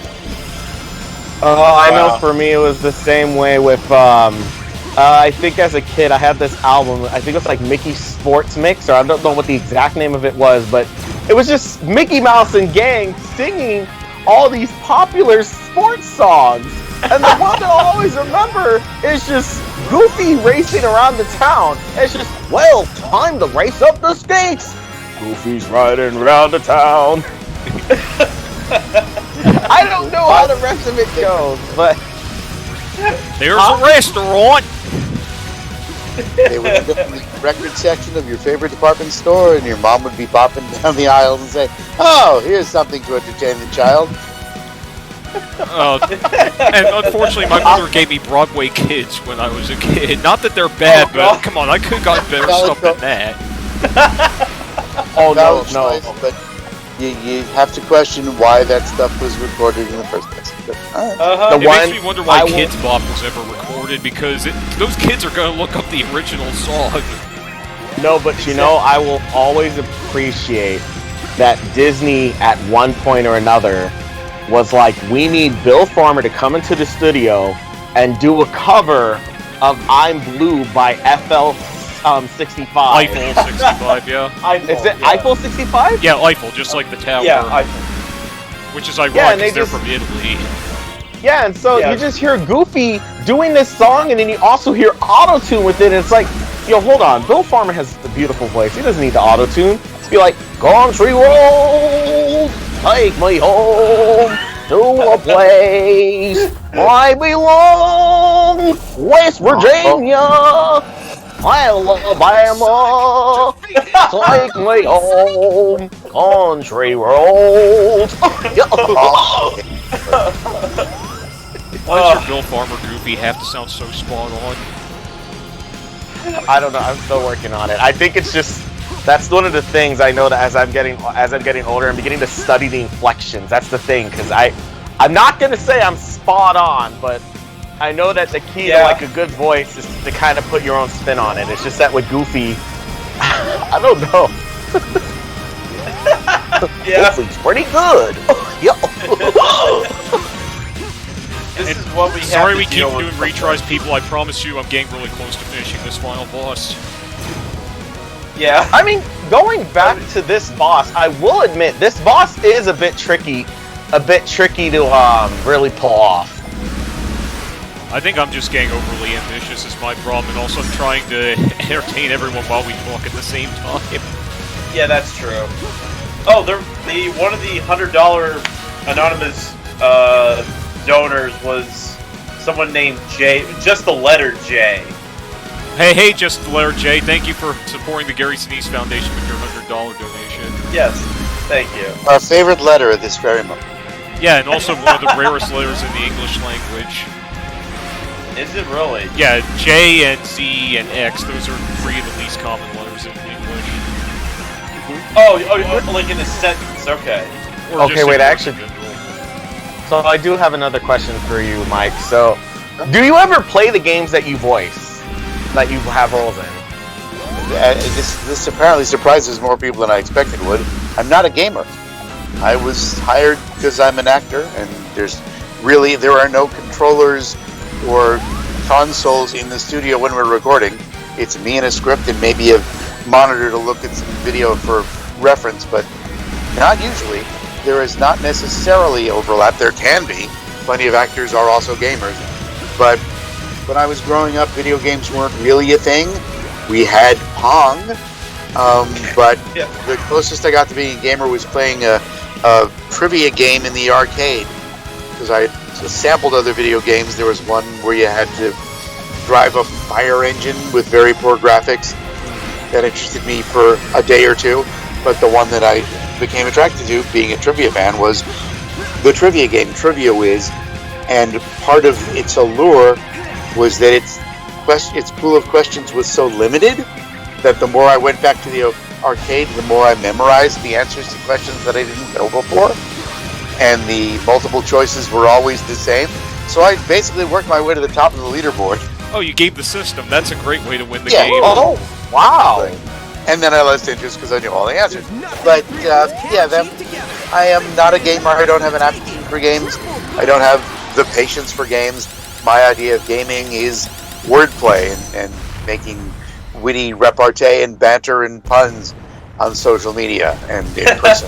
That's a good way to game. I mean, I'm still a gamer myself, but nowadays I'm more about music, because while I still enjoy gaming, as someone who works full-time, I don't have that kind of time anymore, and also, more importantly, sometimes video games just get me to the point where I just want to tear out my hair, and I don't want to spend my days off doing that all the time. My idea of playing is playing and performing the video games for your enjoyment. So, And my you've joy sure comes. done a good job of that here and in this call. Yes. I was going to say, so I found out a fun fact about Trivia Whiz. It was developed by the video game publisher Apogee Entertainment, who later became 3D Realms, who were the developers of Duke Nukem. And how do I bring this back into a Sonic-related discussion? The voice actor for Duke Nukem, John St. John, was Big the Cat. Yes, he was. Well, there you go. Wait for me! And then Kellen Rio says, Trivia Man, eh? That explains your incredibly smart Twitter references. Yeah, I would say. I like Thank you for noticing. I like how even on your website you say that you're famous for snarky remarks or something like that. Yep, snark and sensibility. I'm a New Yorker, born and bred. Well, Long Islander, but by way of years in New York, so I'd come by it on. I was gonna say, I grew up most of my life in my native Maryland, but I've also lived in New Jersey, so I've sort of picked up some of that myself. And I'm not gonna lie to you, Nigel, installing this cutscene when I first played this game because it was during a really bad time. I just broke down crying here. I'm sure we'll run into him again. Don't worry, I'm not doing it right now because it's different now because we're raising charity. But still, yeah. No! I'm sorry. I'm not laughing at that, Gray. It's something that someone it's something said that Leighton in the comments. said. I just read. Rip his hair, Froggy. Rip his hair until it's done, Froggy. Rip it to Froggy. Oh. So as this as this Veterans Day Eve stream winds down, what else should we talk about? Well, I'm gonna draw Doom Guy. I'm gonna draw Big the Cat cosplaying as Doom Guy now because somebody really inspired me tonight. Oh, if anyone sees that on Twitter, I don't use Twitter anymore, and you should know why, Stalin. Oh yeah. I guess you can share it on your Instagram. I could never.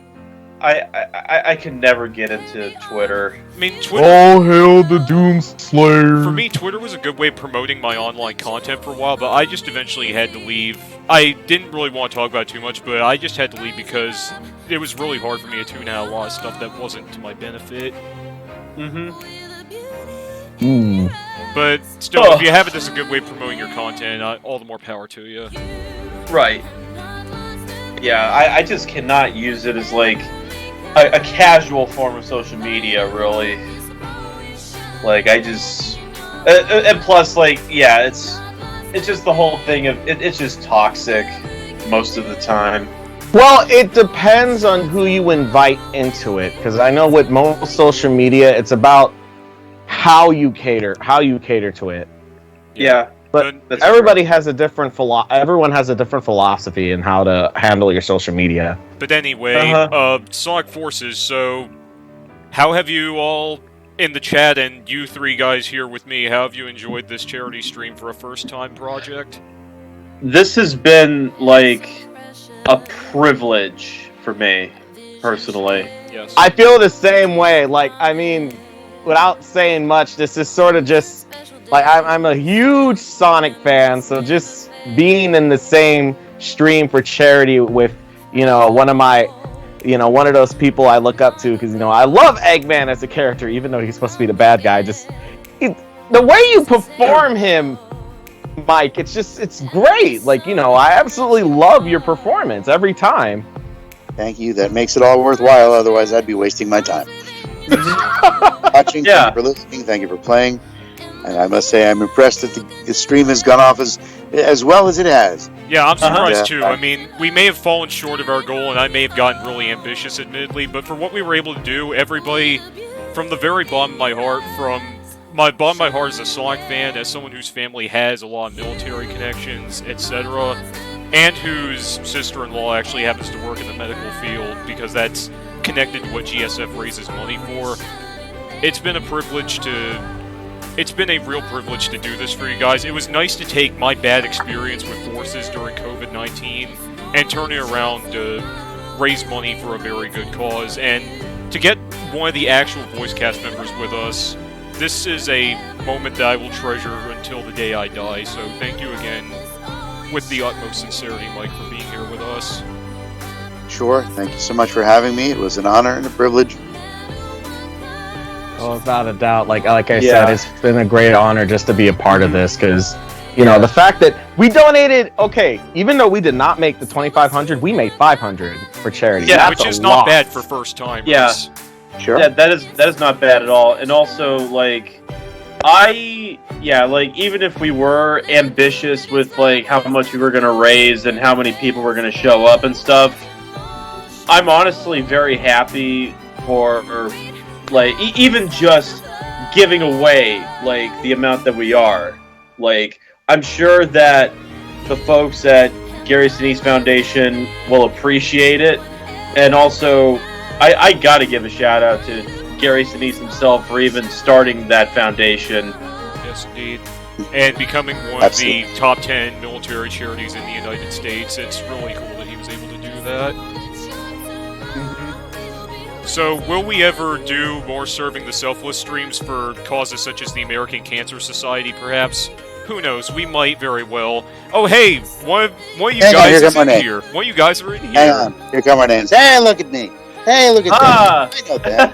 Yeah, I know that dude. Yeah, I think he voiced Sonic. Hey! Hey, there's some people here. Yes. But, like I said, we'll probably do another one of these streams again someday, but if we ever do, we are admittedly probably going to need some additional help with it, because I'm not saying I'm thankful for all the followers I have, but realistically, I know that I was not going to raise nearly this much money on my own, and together we can show the world we can do because, hey, Fist Bump's now playing, and that summarizes the energy I needed to get this off the ground.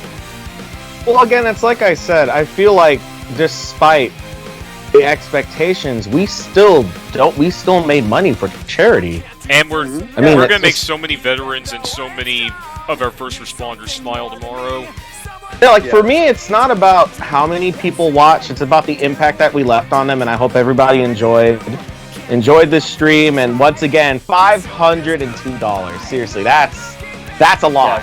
Like that actually is quite a bit. And I was like afraid. I mean, just like with Gray, I also was kind of a bit overambitious, or actually, I should say overconfident, maybe.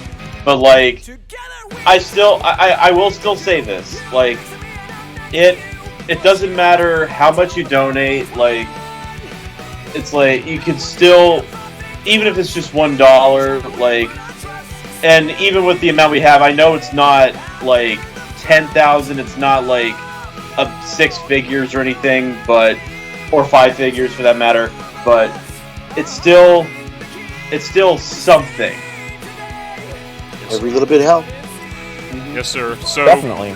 Will Pollock come back someday? That'll be totally up to him. But I just want to say that I can't say enough. The fact that he was interested in this in the first place and we actually got him on board it's rockstar. It's so cool, and I'm very thankful for every last minute we spent the last 9 months working on this project. Thank you so much. Yes, and thank you, sir. I hope you continue to do great things as Eggman and in your radio work and whatever else you do, because it's obvious you're in this profession for a good reason.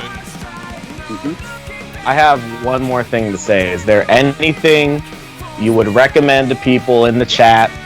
Anything specific? If maybe I know some of these people are Sonic fans, some of them aren't, I don't know, but you know, if they want to hear more insight from you, is there any recommendations? Well, I'm on social media. Twitter, It's a Mike, is the best and most likely place to find me. But also watch out for the occasional Twitter takeover, where all sorts of fun, random, crazy Sonic stuff happens. And ask your local convention to invite me, and maybe we can meet as close to in person as these weird pandemic times will allow.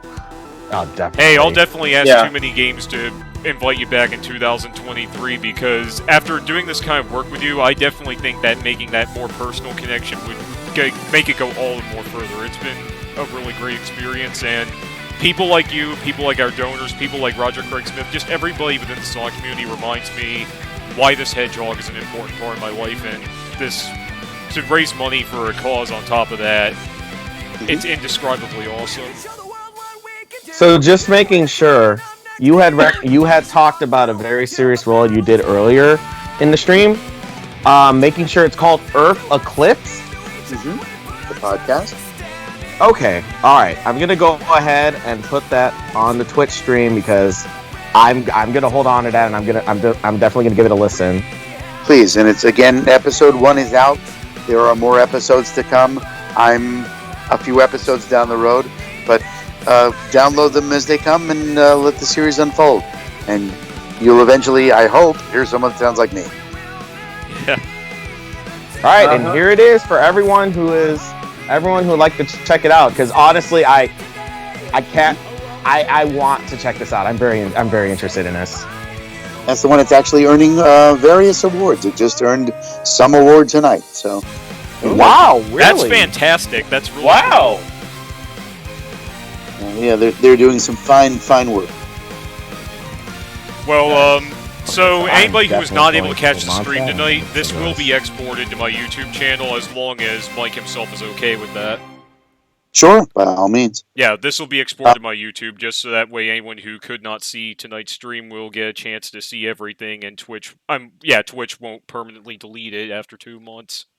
Unfortunately, this may be I'm sorry, but this may be the part where I have to go because someone is calling me and it's very, very urgent. But everyone have a good night. It has been a pleasure. Stay safe and take care. You too, Stalin. Thank you for helping us with Thank you very much, dude. Thank you, Stalin. All right, thank you all for the opportunity. But I must go because I am probably going. Good night, everybody. Good night. Yeah, and while Stalin night. calls it a night, we are going to settle in for the game's epilogue. Everyone can go back home. Okay. And relax. It's pretty short. There's no need for the resistance. There's no need for the resistance until you get to the IDW comics. We're just getting started. The IDW comics take a much more serious turn of events. What? You're leaving? All right. Good night, Alam Ortiz. Yeah, you as well. Thanks for joining us, Alam. It was really cool. And good night, Good Sonic night, Sonic 10. 10. Yep. And by the way, this here was our hero, Frostbite the Wolf. Yay! So, as someone said to Mike Pollock on Twitter, be prepared for fan art of the Avatar. I can already see it coming. I can already see it coming. It's not like you just waited till the last minute to come in and act all cool. Is the donation stream, does that stay live after? Apparently, because I know it was live before it started. It says it was on for 19 hours. Yeah, the donation for Tiltify should still be available until after a certain hour tomorrow, I think. Yeah, something like that. Why do you ask? Well, if somebody was waiting for that paycheck to come in, and before they could share their hard-earned cash, you'll still have a few hours to stop by the stream and donate. And if you can't donate through here, you can always go to the Gary Sinise Foundation's official website and make a donation through there. And yes, Roger, you and I are not so different at all. Yeah. Thanks for reminding all of us why this community is so great, and same to Pollock and even Eggman himself for reminding us why this community is so great. Thank you! Hey, thank you, Eggman. Thank you. Now, like, I think I've mentioned on the stream before that I am, like, so out of the loop when it comes to Sonic. Gray has been, like, a big help in me, like, starting to sort of, like, sort of unravel my ignorance, as it were, and sort of just see how, like, how awesome this community really is. Mm-hmm. And may that flower there remind us another reason why this community is great, because that flower will keep on blooming. Mm-hmm. So go ahead, Nigel, to finish up your statement. Uh-huh. Yeah. Because, like, when I was growing up games and stuff, I was mainly playing Nintendo games. And, like, I didn't have any Sega consoles whatsoever. So, thought it would have lasted long, but I hope you managed to raise a lot of money. Yeah, Carlos, we made it to $502 so far. The donation, the Tiltify is still open until sometime tomorrow. If you feel like donating, go right ahead. I'm not, like, it's entirely up to you. Any little bit helps. And even if you can't, you can just go to the Gary Sinise Foundation's official website and donate through there. Mm-hmm. It may not be to our particular stream, but it'll still be to the cause. Yeah, exactly, Iggy. 20% is better than nothing. Absolutely. Yeah. If you've got some Bitcoin you need to cash in and exchange for donation, or if you need to you'll still have time. Or if you need any that's hard-earned stock money that you got off the stock market, you can put it toward GSF as well. Yes. Sure. Those Tesla dividends are have just come in. Take some of that off for the year. But when the Tiltify closes, Greg, you may want to share somewhere on Discord how much we raised in total. Oh, that will happen, Lane Lover. Yes. I'll share that on our personal Discord, and I will share that on my YouTube channel, and probably my channel's Facebook page as well. Mm-hmm. So, any final words, you two? Thank you all for watching and listening, and thank you for your continued donation, should you choose to do so. Mm-hmm. And have a solemn Veterans Day. You as well. This is an important holiday to me, and hopefully it is to all you as well, and this is a night I'm never going to forget about, so... I'm not going to forget about this either. Yeah, I'm actually... Shoot, I promised myself I wouldn't cry, but I feel like I'm actually starting to shed a tear right now. Sure. Yeah, thank Go you. right ahead. Thank you from every drop of blood in my body, every last beat of the bottom of my heart. It's been... Yep. It's been a great experience, and to have worked with someone who's actually on the team is something that not many people get to do, so it's something that I should undoubtedly treasure forever. Mm-hmm. Yeah, for my final thoughts, I'm really starting to see the heart of the Sonic community really come thanks to the stream. Yeah, and it may go to show, this game may be, if you took vanilla French vanilla and the vanilla bean and compared them, it would come out as just plain vanilla, but people I remember, I didn't choose this game for its quality. I chose it because of a bad experience I had when I was isolated from the world, and because I wanted to give back to our veterans because I feel like they're very underserved right now. Mm-hmm. So it was all about the military theme. Yep, certainly. So this game ultimately did serve some good in the long run. Mm-hmm. Yeah. Just please, Sega, don't advertise Sonic at Chuck E. Cheese's again. Yeah. Or anywhere else that's inappropriate, really. Yeah. But alas, thank you once again, and I think it's about time we call it a night. It's getting late. I know that most of us may have paid holidays tomorrow, but some of us may still have to work. I don't know if Mike himself has to work, but in case he does, I should probably give him his time back now. Thank you. It happens to be a very late night session tomorrow, but I will happily rest up. I will take up on a lighter note. If you happen to be a veteran then watching in the stream, you get all sorts of deals tomorrow. Free meals at Outback, Olive Garden, Buffalo Wild Wings, Texas Roadhouse, Dunkin', IHOP, for whom I've done some commercials, Starbucks, Krispy Kreme. Go out and get something free. Oh, and if you need a haircut, the haircuts are on big discounts for you veterans, too. Sure. So, by all means, thanks for your service, and let us pay you back with free coffee and donuts. Yes, thank you so much to our veterans, especially the ones who are really suffering at this time. Yes, sir. So, Eddies, everybody, good night, and may we never forget this night. And Mr. Pollock, I hope you and I will cross paths again someday. Absolutely great. Thank you so much for having me, Nigel. Thank you for joining us. It has been an indisputable honor, so thank you, everybody. Good night. Have a happy Veterans Day. Good night. Thank you. Have a